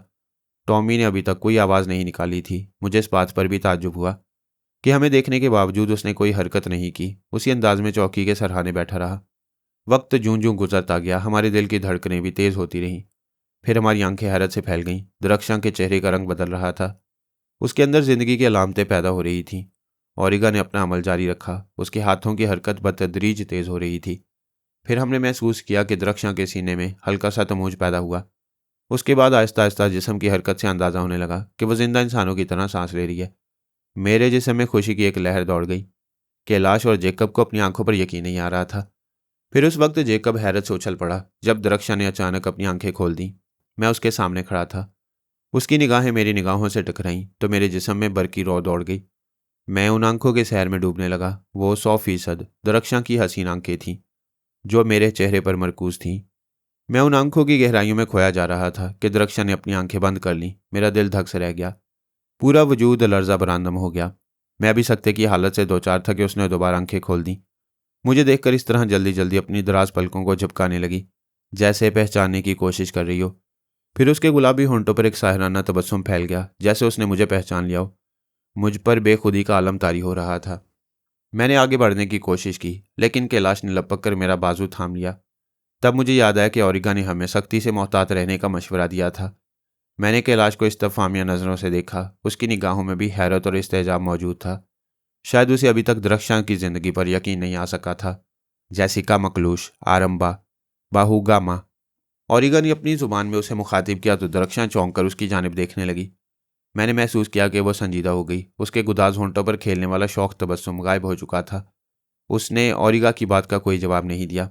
पलकें झपकाए बगैर देखती रही और तब औरिगा ने अपने हाथ नीचे गिरा लिए और औरफिना की मुकामी जुबान में बोला, मेरी मासूम बच्ची, क्या तुम मुझे अपना नाम बताओगी? उसने फौरी तौर पर कोई जवाब नहीं दिया। हैरत से औरिगा को तकती रही। उसके चेहरे पर संजीदगी तारी थी। मुकद्दस औरिगा, तुमसे मुखातिब है। इस बार औरिगा का लहजा सख्त हो गया। मैंने तुम्हारा नाम दरियाफ्त किया है। दर दरख्शां। उसकी आवाज़ तय खाने में गूंजी तो जैसे जल तरंग बज उठे हों। मुझ पर शादी उमर की कैफियत तारी होने लगी। वो वाकई दरख्शां की आवाज़ थी जिसे मैं लाखों में आंखें बंद करके पहचान सकता था। तुम? हाँ दरख्शां। तुम एक तवील अरसे से किसी की मुंतज़िर थी? हाँ, दरख्शां ने खोए खोए लहजे में जवाब दिया, जैसे कोई भूली बिसरी बात याद कर रही हो। वो जिसे तुम याद कर रही थी उसका नाम क्या है? जम जम जम आल। उसने रुक रुक कर जवाब दिया। उसकी जुबान से अपना नाम सुनकर मेरी हालत गैर होने लगी। कैलाश और जेकब भी दम बखुद खड़े उन दोनों की बातें हैरत से सुनते रहे। तुमने अपने जमाल से जुदा होते वक्त कोई फरमाइश की थी? औरिगा पलकें झपकाए बगैर दरख्शां की आंखों में झांक रहा था। हाँ, मैंने कहा था कि हम दोबारा मिलेंगे। और वो अपनी याददाश्त को कुरीदते हुए बोली, मैंने जमाल से कहा था मुझे हासिल करने के लिए उसे तवील सफ़र तय करना पड़ेगा। मैं आज तक उसकी राह देख रही हूँ। क्या तुमने कभी जमाल से मिलने की कोशिश की थी? याद करो। हाँ, शायद ख्वाब में उससे मिलती रही हूँ। अब तुम हकीकत में जमाल से मिलोगी। वो बहुत जल्द यहाँ आने वाला है।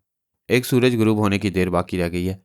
फिर तुम तवील अरसे तक एक दूसरे के साथ रहोगे और औरिगा का साय भी तुम्हारे हम रकाब होगा। अब तुम दोबारा सो जाओ। कल तुम्हारी जिंदगी में एक नया और खुशगवार सूरज तुलू होगा।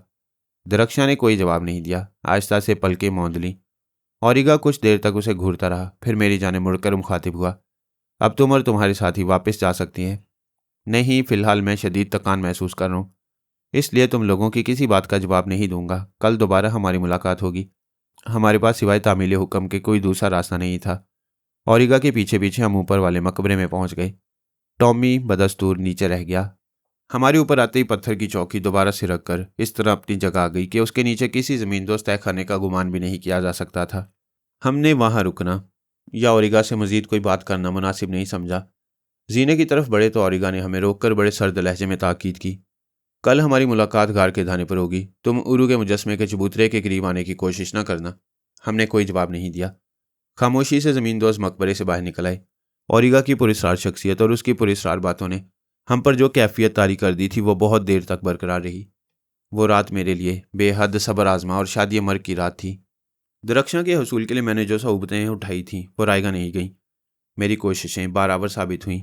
मैंने जो दुख दर्द सहे, जो चरके बर्दाश्त किए, वो बहुत तकलीफ दे थे, लेकिन दरख्शां के मिल जाने के बाद मैंने माजी की तमाम बातें भुला दी। जो कुछ हुआ था उसी की खातिर हुआ था, और अब मेरी वहशतों ने जो नई सूरत इख्तियार की वो भी उसी के दम से थी। दरख्शां मेरी ज़िंदगी थी, मेरी रूह थी। उसने आंखें खोली तो मुझे यूं लगा जैसे कायनात के घुप अंधेरों में नूर की एक किरण ने फूटकर तारीकी का सीना चाक कर दिया हो।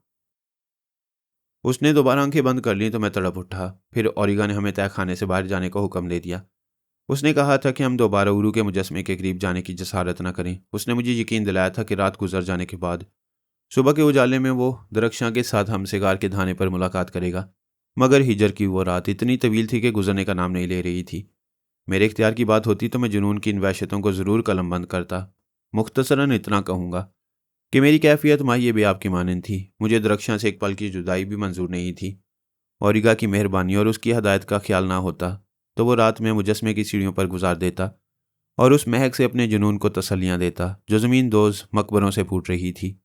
मुझे अपने टॉमी की किस्मत पर रश्क आ रहा था। उसने मुझसे पहले दरख्शां का कुर्ब हासिल कर लिया, और इस वक्त भी जब मैं संगलाख चट्टानों पर वहशत के आलम में रात बीतने के इंतजार में लम्हा लम्हा गिन रहा था, टॉमी दरख्शां के पास मौजूद था। कैलाश और जेकब दोनों किसी गहरी सोच में गर्क थे। साबरी की कैफियत हम सबसे मुख्तलिफ थी। उसे हालात का इल्म नहीं था, इसलिए वो बार बार हमारे चेहरों को वजाहत तलब नज़रों से देखने लगती। लेकिन इतना होश किसे था जो वो साबरी की उलझन दूर करता। शायद अभी तक सबकी कैफियत यकसां थी।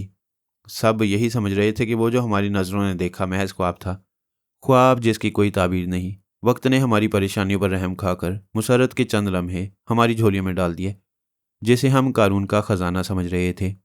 वो जो हमने देखा, महसूस किया, सुना, वो सब क्या था? अगर ख्वाब था तो उसकी ताबीर इस कदर अलमनाक क्यों थी कि हम सब अपनी अपनी जगह गुमसुम थे? अगर वह हकीकत थी तो फिर औरिगा ने किन मसलियतों के पेश नज़र हमें एक रात के लिए उन खुशियों से दूर रहने की ताकीद की थी? उसने कहा था कि दरख्शां का जिस्म उसके पास एक अमानत है। एक तवील अरसे तक उसने मेरी अमानत को अपनी तहवील में बहुत संभाल कर रखा। फिर अब मेरी अमानत मेरे हवाले करने में उसे क्या दुश्वारी पेश आ रही थी? उसने पसो पेश का इजहार क्यों किया? एक सूरज गुरूब होने की कैद क्यों लगा दी? क्या वो इस हकीकत से बाखबर नहीं था कि वो रात मेरे लिए क़यामत की रात होगी, जिसका एक एक लम्हा, एक एक पल मेरी रूह, मेरे वजूद को छलनी कर रहा था? उसे अगर मेरी वहशतों का तमाशा देखना मकसूद था, मेरे जुनून की आजमाइश मंजूर थी, तो खुलकर कहा होता। मैं दीवारों से सर टकरा कर अपना चेहरा लहू लुहान कर लेता, अपने वजूद का भंबोर डालता, औरिगा को बताता कि जमाल असगर किस दीवाने का नाम है। लेकिन उसने हमें गुफ्तगू की इजाज़त नहीं दी। एक सूरज गुरूब होने की शर्त दरमियान में रखकर अपने मकबरे से रुखसत कर दिया। उसने ऐसा क्यों किया? वो क्या मसलियत थी जो उसे मेरे और दरख्शां के माबैन हायल कर रही थी?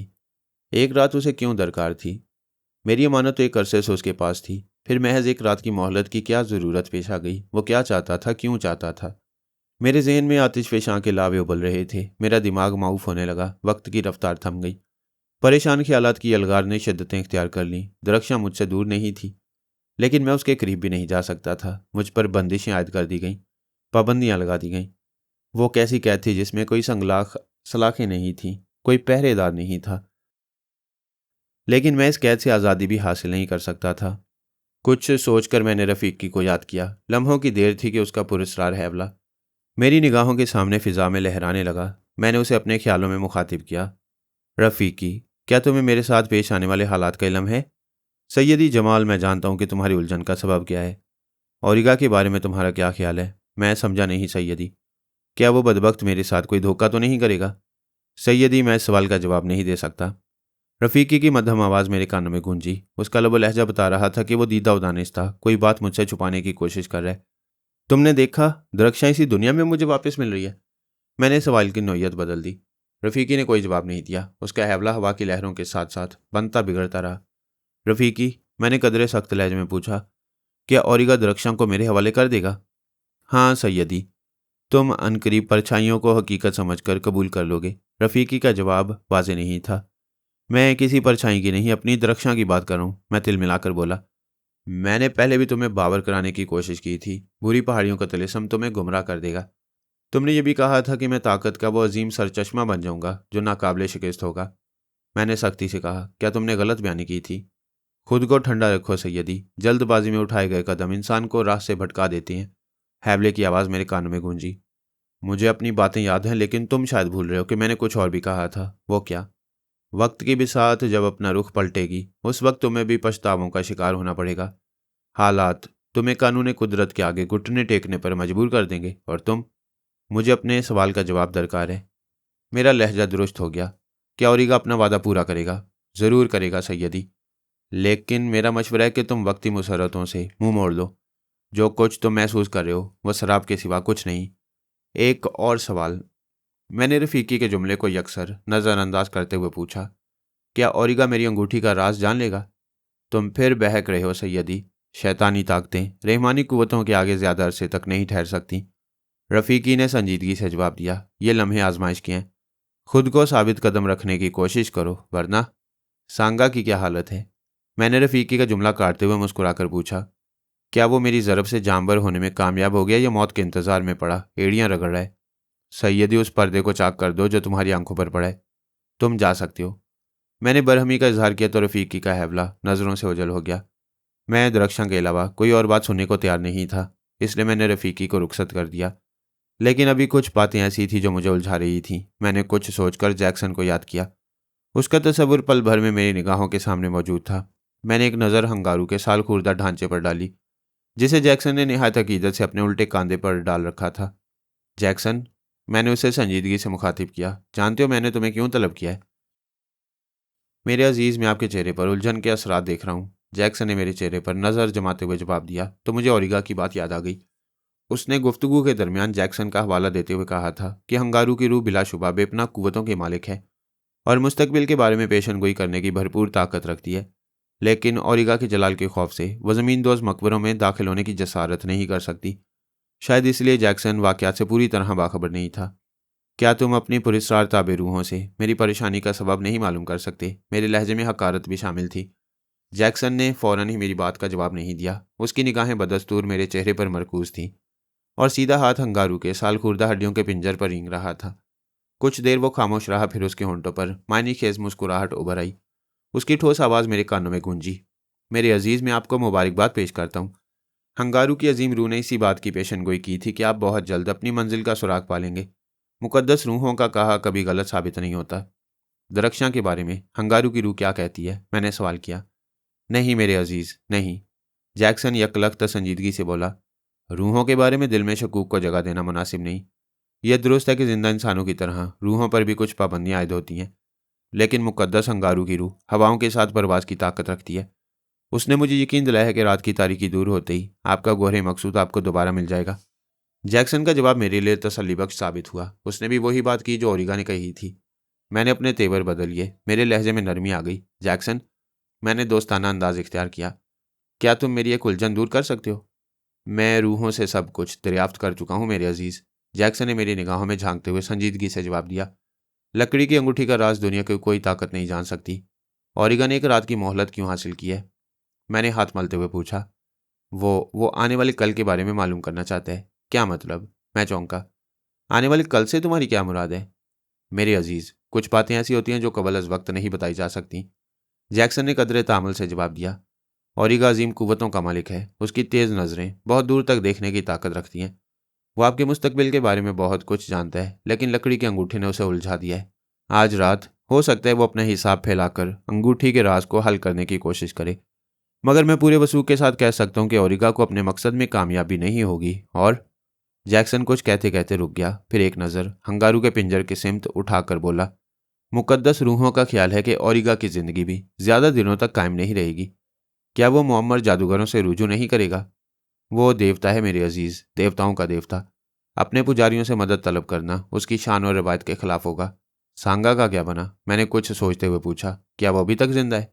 हाँ मेरे अजीज, मुकद्दस ओरिगा ने उसे बचा लिया, लेकिन अब सांगा या जादूगरों के कबीले का कोई फर्द आपके रास्ते में आने की कोशिश नहीं करेगा। ओरिगा ने अपने मुअम्मर पुजारियों को यही ताकीद की है। जैक्सन, क्या मैं दरख्शां को लेकर इन गुमनाम इलाकों से वापस जाने में कामयाब हो जाऊंगा? मैंने धड़कते हुए दिल से सवाल किया। यकीनन ऐसा ही होगा मेरे अजीज, लेकिन क्या? मैं तेजी से बोला। तुम खामोश क्यों हो गए? जीनी की पूरी सरार रूह अपना इंतकाम पूरा करके आसमानों की जाने परवास कर गई। कार्डोबा का अंजाम भी वही हुआ जो रूहों ने चाहा। एक दिन मैं भी वक्त के हाथों खाक में मिल जाऊंगा। जो आसमानों पर लिखा जा चुका है उसे कोई नहीं टाल सकता। मेरे अजीज, समावी कवानीन बेहद अटल और ठोस होते हैं। इंसान को कुछ पाने के लिए कुछ खोना भी पड़ता है। जैक्सन, मैं कुछ याद करके चीख उठा। क्या तुम्हारा इशारा मेरे दोस्तों की जानिब है? मौत बरहक है मेरे अजीज, रूह और जिस्म का ताल्लुक बहरहाल आर्जी है। तुम जा सकते हो, मैंने होंठ काटते हुए नफरत से कहा। तो जैक्सन का तस्वुर मेरी नज़रों से ओझल हो गया। मैंने जेकब और कैलाश की सिमत देखा। मेरे अजीज दोस्त अभी तक अपने अपने ख्यालों में गुम थे। तब मैंने खुद को बहलाने की खातिर साबरी को ज़मीन दोज मकबरों के हालात सुनाने शुरू कर दिए। इस तरह मैं अपने ज़हन पर तारी जान गुस्सल एहसासात भी कम करना चाहता था। साबरी हैरत से मेरी ज़ुबानी हालात की तफसील सुनती रही। वो पूरी तरह हमतन गोश थी। उसके चेहरे के तासुरात बता रहे थे कि वो उस रूदात से खौफजदा है। मैंने दरख्शां की बाबत उसे बताया तो वो मुझे तीखी नज़रों से देखने लगी। फिर जब मैंने एक सूरज गुरूब होने वाली शर्त बयान की तो साबरी के चेहरे पर गहरी फिक्र और परेशानी के तासुरात नुमाया हो गए। यूं आंखें फाड़कर मुझे घूरने लगी जैसे उसे मेरे बयान की सेहत पर यकीन ना हो। मैं कुछ देर तक उसके चेहरे के बदलते नकूश बगौर महसूस करता रहा, फिर बोला, क्यों? क्या तुम्हें मेरी बात का यकीन नहीं आया? क्या ओरिगा इतना ताकतवर नहीं हो सकता कि बरसों से सोई हुई दरख्शां को उठा सके? कमाल है, जेकब ने कहा। तुम बिला वजह इस गरीब को क्यों परेशान कर रहे हो सकता है बोगा इस सिलसिले में हमारी कोई बेहतर रहनुमाई कर सके। कैलाश ने राय पेश की, फिर खुद ही नफी करता हुआ बोला, लेकिन नहीं। औरफीना का सरदार ओरिगा का पुजारी होने के नाते अपनी जुबान खोलने की हमाकत कभी नहीं करेगा। तुम बोगा से क्या पूछना चाहते हो? मैंने तेजी से पूछा। मुमकिन है मेरा अंदाज़ा गलत हो, लेकिन ओरिगा को मैंने जिस अंदाज में बेदार किया है वह इस तरीक़ेकार से मुतमईन नहीं। उसने कहा था कि शायद वह दोबारा गहरी नींद सो जाए या के बाद उसने खामोशी इख्तियार कर ली थी, जैकब ने कहा। और वो खामोशी बेहद पुरस्रार और मायने खेज थी, कैलाश बोला। वो जिसकी निगाहें माजी, हाल और मुस्तकबिल के बारे में सब कुछ बता सकती हैं, क्या वो खुद अपने अंजाम से बेखबर होगा? नहीं जैकब, मुझे यकीन है कि ओरिगा कुछ सोचकर खामोश हो गया है। शायद वो हमें अपने सिलसिले में आने वाले हालात से लाइलम रखना चाहते हैं। क्या तुम अपनी दलील के सिलसिले में कोई माकूल जवाब पेश कर सकते हो? ओरिगा की अचानक खामोशी। कैलाश ने बेहद संजीदगी से कहा, हो सकता है मेरा अंदाज़ा गलत हो, लेकिन एक लम्हे को तुम अपने आप को ओरिगा की हैसियत में महसूस करोगे। अगर तुम्हें इल्म हो जाए कि तुम्हारी ज़िंदगी के दिन गिने चुने रह गए हैं, तो क्या तुम अपने पुजारियों पर बरमिला इस राज का इंकशाफ कर सकोगे? मैं इन बातों को सिरे से तस्लीम ही नहीं करता, जेकब बुरा समूह बनाकर बोला। इस किस्म की लुग़्व बातें इंसान को उसके रास्ते से भटका देती हैं। फिर जो कुछ तुम अपनी आंखों से देख चुके हो उसे क्या रंग दोगे? क्या वो सब कुछ महज एक ख्वाब था जिसे बैक वक्त हम तीनों दोस्त एक साथ देख रहे थे? नहीं मेरे मोहतरम दोस्त, हमने अभी दुनिया के बहुत से ऐसे इलाके भी नहीं देखे जहां हर वक्त नाकाबिल यकीन बातें ज़हूर पजीर होती रहती हैं।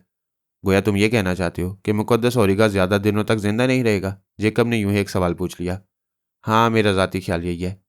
तुम्हारा ख्याल करीना क्यास है, वरना ओरिगा की खामोशी का क्या मतलब हो सकता है? मैंने कैलाश के ख्याल की तायद की। मेरे जहन में जैक्सन का जुमला गूंज उठा। उसने भी मुझे यही बावर कराने की कोशिश की थी कि ओरिगा की ज़िंदगी ज़्यादा दिनों तक कायम नहीं रहेगी। मौत और ज़िंदगी खुदा के इख्तियार की बात है, जेकब ने तेजी से कहा। हम सब जानते हैं, कैलाश चिल्ला गया। तुम्हारी मजहबी मालूमात महदूद हैं। अगर तुमने दूसरे मज़ाहिब का मुतालिया किया होता तो शायद तुम्हारी अकल दंग रह जाती। क्या तुम विष्णु और पार्वती के बारे में जानते हो? विष्णु महाराज और पार्वती देवी की और बात है, हमारे दरमियान ओरिगा की गुफ्तगू हो रही है, जेकब ने कहा। क्या तुम किसी ऐसी किताब का हवाला दे सकोगे जिसमें ओरिगा देवता का जिक्र हो या उरू सतास के बारे में तफसील से कुछ लिखा गया हो? तुम्हारी फजूल बातों का मेरे पास सिर्फ एक ही जवाब है, वो सफ़रनामा जिसमें किसी ऐसे कबीले का तस्करा मौजूद है जहाँ के वैश्य और जंगली लोग पादरियों का गोश्त बड़े ज़ौक़ व शौक़ से खाते हैं, कैलाश ने कहा। क्या तुम मुझे बताओगे कि अगर ये बात महज फर्जी है तो दुनिया की किसी हुकूमत ने इस सफ़रनामे पर पाबंदी क्यों नहीं आयद की? वो सफ़रनामा ज़हनी इख्तरा भी हो सकता है, तुम उसे फिक्शन भी कह सकते हो। और दूसरे मकबरे में तुम्हारी आंखों ने जो कुछ देखा उसे तुम क्या कहोगे? रब्बे अजीम की कसम, मेरी अक्ल अभी तक काम नहीं कर रही। जेकब ने निहायत संजीदगी से कहा। यह हकीकत है कि वो खातून हमारी दरख्शां भाभी हैं या उनकी हम शक्ल हैं, लेकिन किसी मुर्दे का यूं जिंदा हो जाना हैरत अंगेज बात है। हम शक्ल नहीं जेकब, मैंने तड़प कर जवाब दिया। वो मेरी रूह, मेरी जिंदगी, मेरी दरख्शां के सिवा कोई और नहीं। मैंने उसकी आंखों की वो चमक खास तौर पर महसूस की है जो बेदार होने के बाद उसकी हसीन आंखों में पैदा हुई थी। मेरे दिल की धड़कनें गवाह हैं कि वो दरख्शाएं जो आर्जी तौर पर मुझसे जुदा हो गई थी। दरख्शां भाभी ने मरते वक्त जो वसीयत की थी उसके बावजूद। नहीं कैलाश, नहीं। मैंने बड़ी शिद्दत से एहतजाज किया। उसके आगे एक लफ्ज़ भी ना कहना। तुम गलत समझ रहे हो जमाल, मेरा मतलब ये नहीं था, बल्कि कोई और बात करो मेरे दोस्त, मैंने तेजी से कहा। मैं दरख्शां के सिलसिले में कोई इम्कानी बात भी गवारा नहीं कर सकता। तुम चाहो तो इसे मेरी दीवानगी, वहशत, मेरे जुनून से ताबीर करो, लेकिन वो जो मैंने महसूस किया वो महज फरेब नहीं हो सकता। सावरी अभी तक गुमसुम बैठी हमारी बातें निहायत गौर से सुन रही थी। मुझे जज्बात की रौ में बहते देखकर बोली, क्या तुम मुझे बताओगे कि मुकद्दस ओरिगा ने अपनी नींद के बारे में किसी खास मुद्दत का इजहार किया था? नहीं, ओरिगा ने ऐसी कोई बात नहीं की। जेकब ने बेजारी का इजहार किया। तुम किस नतीजे पर पहुंचने की कोशिश कर रही हो? मैंने सावरी को वजाहत तलब नजरों से देखा। मैं तुम्हें रंबा के बारे में बता चुकी हूँ। ओरिगा की तस्वीर बनाने के बाद उसने ये भी कहा था कि वो गुज़िश्ता 40 सालों से महवे ख्वाब है और अभी इतनी ही मुद्दत और सोता रहेगा। लेकिन अगर दरमियान में उसकी नींद में कोई खलल पैदा हुआ तो वो दुनिया से अपना रिश्ता तोड़कर आसमानों की सिमत वापस लौट जाएगा। जेकब की होंठों पर एक तंजिया मुस्कुराहट फैल गई, लेकिन मैंने चौंक कर साबरी को देखा।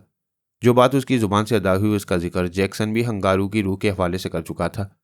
यही वजह थी कि ओरिगा ने बेदार होने के बाद कैलाश से कहा था कि उसे गलत तरीके से बेदार किया गया है। क्या रंबा की बात की तस्दीक मनामा ने भी की थी? कैलाश ने पूछा। नहीं, रंबा पर कबीले के सरदार और बड़े पुजारियों का ताब इस कदर अचानक और भयानक साबित हुआ कि किसी ने जुबान खोलने की जसारत नहीं की। साबरी ने अपना निचला होंठ चबाते हुए जवाब दिया। कुछ देर खामोशी रही, फिर दबी जुबान में बोली, जमाल, क्या तुम्हें वो अल्फाज याद हैं जो ओरिगा ने दरख्शों को बेदार करने के बाद कहे थे?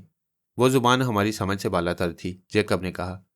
मेरा ख्याल है कि वो जुबान जज़ायर अफ्रीका के उन इलाकों में बोली जाती होगी जहां अभी तक किसी इंसान का गुजर ना हुआ होगा। इसके बावजूद तुमने एक यकीनी बात कह दी, कैलाश ने उसे टोका। सिर्फ इसलिए कि वो गुफ्तगू और जुमले हमारे लिए लाइनजल थे। तुम वो बात क्यों दरियाफ्त करना चाहती हो? मैंने साबरी से पूछा। क्या रंबा या औरफीना के किसी मजहबी रहनुमा ने इस जमन में कोई पेशन गोई की थी? हाँ, मुझे याद है वो बात भी बदनसीब रंबा की जुबान से अदा हुई थी। साबरी ने अपने जहन पर जोर देते हुए कहा। उसने कबीले वालों को यकीन दिलाने की कोशिश की थी कि मुकद्दस ओरिगा देवताओं का सरदार है और मुख्तलिफ कुव्वतों का मालिक है, लेकिन जिस दिन ओरिगा ने उन कुव्वतों को किसी और को बख्श दिया उस दिन उसकी अपनी कोई हैसियत बाकी नहीं रहेगी। इन्हीं बातों ने कबीले के लोगों को मुश्तिल कर दिया था। रंबा का अंजाम बड़ा हौलनाक हुआ।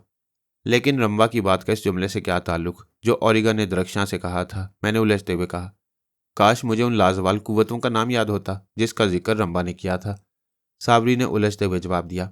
मेरा ख्याल है कि ओरिगा ने दरख्शां को बेदार करने के बाद जैसिका, मकलूश और इसी किस्म के कुछ अल्फाज अदा किए थे। कैलाश ने रुक रुक कर कहा तो साबरी का चेहरा दमक उठा। हाँ, रंबा ने भी यही अल्फाज कहे थे, जैसिका, मकलूश, आरंबा। साबरी ने तेजी से कहा। वो कुछ और भी कहना चाहती थी, लेकिन अचानक सर तापा कांप उठी। उसके चेहरे की रंगत हल्दी की मानंद जर्द पड़ने लगी। आंखों से खौफ झांकने लगा। उसने अपने होंठ सख्ती से भींच लिए और पूरी कुव्वत से मुट्ठियां बंद कर लीं। उसकी आंखें हमारी जानिब से हटकर गार के अंदर तारीकी में कुछ देख रही थीं। साबरी, कैलाश ने उसकी कैफियत को महसूस करते हुए तेजी से कहा। तुम इस वक्त क्या महसूस कर रही हो? उस तरफ गुप्त अंधेरों में क्या देख रही हो? जहां तारीकी का राज हो वहां शैतानी कुव्वतें। जेकब, भगवान के लिए अपने जुबान बंद रखो, कैलाश ने सख्त लहजे में कहा। फिर साबरी की जानिब मुतवज्जा हो गया जिसकी हालत गैर होती जा रही थी। मुझे बताओ साबरी, जैसिका, मखलूश और आर्मबाग के क्या मायने हैं? मैंने साबरी को झिंझोड़ते हुए पूछा, मगर शायद वो हमारी आवाज़ नहीं सुन रही थी। वो यकीनन कोई नादीद और पुरस्रार कुव्वत थी जिसने साबरी की तमाम तर तवज्जो अपनी जानिब मबजूल कर ली, उसे गूंगा, बहरा और अंधा कर दिया। कैलाश के चेहरे पर भी गहरी तशवीश की अलामतें मौजूद थीं। उसने लपक कर अपना इमरजेंसी बैग खोला, लेकिन कबल इसके कि साबरी को होश में लाने की खातिर कोई तिब्बी इमदाद देने में कामयाब होता, वह हज़ियानी अंदाज में चीखने लगी। ओरिगा की कसम, मैं इस सिलसिले में अपनी जुबान बंद रखूंगी। रहम, रहम, मैं तुमसे रहम की भीख मांगती हूँ। मुझे बख्श दो, मुआफ़ कर दो। वह हज़ियानी अंदाज में चीखने लगी। उसके मुंह से झाग निकलने लगे। आंखों की पुतलियां अपना दायरा वसी करने लगी। फिर उसने एक करबनाक चीख मारी और संगलाख जमीन पर गिरकर यूं तड़पने लगी। जैसे किसी बकरी को ज़िबा करके दम तोड़ने की खातिर आज़ाद छोड़ दिया गया हो। खुदा हमारे ऊपर अपनी रहमतें नाजिल करे, जेकब ने आसमान की सिमत देखते हुए खौफजदा लहजे में कहा। कैलाश ने मुझे इशारा किया। मैंने पूरी कुव्वत से साबरी का एक हाथ जकड़ लिया और कैलाश को देखने लगा, जो निहायत मुस्तैदी से कोई इंजेक्शन तैयार कर रहा था। जेकब ने मुंह ही मुंह में कुछ दवाएं पड़ी। फिर साबरी को उसी वक्त चैन आया जब कैलाश उसे इंजेक्शन लगाने में कामयाब हो गया। दवा के शरियान में दाखिल होते हुए पल भर में दुनिया माफिया से बेखबर हो गई। तुम साबरी की इस कैफियत को क्या नाम दोगे? मैंने कैलाश से पूछा। देवताओं का आताब, कैलाश ने संजीदगी से जवाब दिया। फिर कान में आला लगाकर साबरी के दिल की धड़कनें सुनने लगा। मैं कैलाश के चेहरे के बदलते तासुरात से साबरी की कैफियत का अंदाजा लगाने की कोशिश करने लगा। जैसिका, मकलूश, आर्मबा, इन तीनों अल्फाज के मायने यकीनन बहुत अहम होंगे। शायद साबरी ने इनके बारे में भी रंबा की जुबानी कुछ सुन रखा था। वो हमें इस रात से आगाह करने की ख्वाहिशमंद थी, लेकिन शैतानी ताकतों ने उसकी जुबान बंद कर दी। मुमकिन है रंबा की मौत की असल वजह भी वही 3 अल्फाज रहे हों जो ओरिगा ने दरख्शां को बेदार करने के बाद कहे थे। लेकिन ओरिगा ने वो अल्फाज दरख्शां से क्यों कहे? जब मैं इनके मतलब से नावाकिफ था तो फिर दरख्शां इनके बारे में क्या जान सकती थी? मेरा जहन उलझने लगा। साबरी की हालत ने एक बार फिर फिजा को मकदर कर दिया। कैलाश ने कान से आला अलहदा किया तो मैंने देखा कि वो किसी गहरी फिक्र से दो चार है। क्यों, क्या दिल की हरकत तसल्ली बख्श नहीं है? मैंने आहिस्ता से पूछा। जमाल, शायद भगवान को यही मंजूर हो कि हमारा बोझ कुछ हल्का हो जाए। तुम क्या कहना चाह रहे हो? मैंने हैरत से पूछा। हम जिस सफ़र की तरफ रवा दवा हैं, शायद साबरी उसमें हमारा साथ ना दे सके। कैलाश ने होंठ चबाते हुए जवाब दिया। फिर साबरी के चेहरे पर नज़र डालते हुए बोला, ये बदनसीब अब कुछ लम्हों की मेहमान है। लेकिन इसे क्या हुआ? मैंने ताज्जुब से कहा। कुछ देर पेशतर तो ये बिल्कुल नॉर्मल थी। मैंने इसलिए तुम दोनों को मकबरे से दूर रहने की ताकीद की थी। जेकब ने साबरी के करीब आते हुए संजीदगी से कहा। रब अजीम इस बेगुनाह पर अपनी रहमतों का साया बरकरार रखे। कैलाश, मुझे अफसोस है जमाल, फिलहाल मेरा जहन भी चकरार है। क्या तुम यकीन करोगे कि साबरी के दिल की हरकत बंद हो चुकी है, लेकिन नब्ज की रफ्तार सेहतमंद इंसानों जैसी है। यह मेरी ज़िंदगी का सबसे हैरत अंगेज़ और नाकाबिल यकीन मुशाहिदा है। मैंने साबरी की जानिब गौर से देखा। वो संगलाख ज़मीन पर बेहिस और कतचित पड़ी थी। जेकब ने कैलाश की बात सुनी तो जल्दी से जेकब से दुआओं की किताब ली, लेकिन उसे पढ़ने का मौका नहीं मिला। साबरी के जिस्म ने अचानक यूं झटके खाने शुरू कर दिए, जैसे उसे बिजली के नंगे तारों से जकड़कर उसमें करंट छोड़ दिया गया हो। कैलाश ने उसकी नब्ज देखने की खातिर हाथ बढ़ाया, मगर जेकब ने सख्ती से कैलाश का हाथ थाम लिया। सर्द आवाज में बोला, अब तुम्हें परेशान होने की ज़रूरत नहीं। याल में सुकरात की शदीद कैफियतों से दो चार है। इसे आराम से अबदी नींद की आगोश में जाने दो। खुदा की रहमतें इसकी मुश्किल आसान कर देंगी। जेकब, क्या तुम होश में नहीं हो? कैलाश तेजी से बोला। साबरी को फौरी तिब्बी इमदाद की ज़रूरत है। जहाँ काली शैतानी ताकतों का अमल दखल हो, वहाँ तिब्बी इमदाद कारगर नहीं होती। वह सीने पर स्लीप का निशान बनाते हुए बोला, जो होना था हो चुका, अब तुम्हारी कोई दवा काम नहीं करेगी। कैलाश ने जेकब को गुस्से से घूरा, लेकिन ठीक उसी वक्त साबरी एक झटके से उठकर खड़ी हो गई। उसकी आंखें खुल गई, लेकिन अंदाज ऐसे ही था जैसे कोई नादीदा कुव्वत उसे कंट्रोल कर रही हो। उसका जिस्म बदस्तूर अकड़ा हुआ था। जेकब खौफजदा होकर पीछे हट गया। कैलाश और मेरी कैफियत भी गैर होने लगी। बाहू गामा, मैं तेरा हुक्म सुन रही हूँ, मैं आ रही हूँ। हाँ, दुनिया की कोई कुव्वत मेरे कदम नहीं रोक सकती। तेरी दासी तेरे चरणों में आ रही है। फिर यकलख्त साबरी ने बर्क रफ्तारी से साहिल की जानिब दौड़ना शुरू कर दिया। कैलाश टॉर्च रोशन करते हुए तेजी से उठकर साबरी के ताक़ुब में दौड़ने लगा। मैंने भी बौखलाकर उसकी पैरवी की, लेकिन साबरी की रफ्तार हैरत अंगेज थी। साहिल से जरा हटकर जो बुलंद चट्टानें वाक़ई थी वो उनके किनारे पहुंचकर रुक गई। फिर दूसरे लम्हे उसने बाहू गामा का नारा बुलंद किया और खुद को बुलंदी से समुद्री झील की बेताब मौजों के हवाले कर दिया। कैलाश और मैं एक दूसरे की सूरत देखते रह गए। कैलाश, मैंने मुज़म्मिल आवाज़ में कहा, क्या तुम इन नाकाबिल यकीन और हैरत अंगेज़ वाक़यात पर यकीन करोगे? खुद को संभालने की कोशिश करो मेरे दोस्त। वो मुझे दिलासा देते हुए बोला। शैतानी कुव्वतों के आगे इंसान हमेशा बेबस हो जाता है। क्या तुम सिफली के बारे में नहीं जानते, या तुम अपनी निगाहों से इस गंदे और नापाक इल्म का मुजाहरा नहीं देख चुके? बस ऐसी ही कुछ नादीदा कुव्वतों ने साबरी की ज़िंदगी को मौत से हमकनार कर दिया। शायद वो नहीं चाहते कि हम उस राज से वाकिफ़ हो सकें जो मुकद्दस ओरिगा की ज़ात तक महदूद है। तो क्या ओरिगा? हालात यही ज़ाहिर कर रहे हैं। साबरी की हालत ऐन उस वक्त बिगड़ना शुरू हुई जब वो हमें 3 मोहम्मल अल्फाज के बारे में कुछ बताने जा रही थी।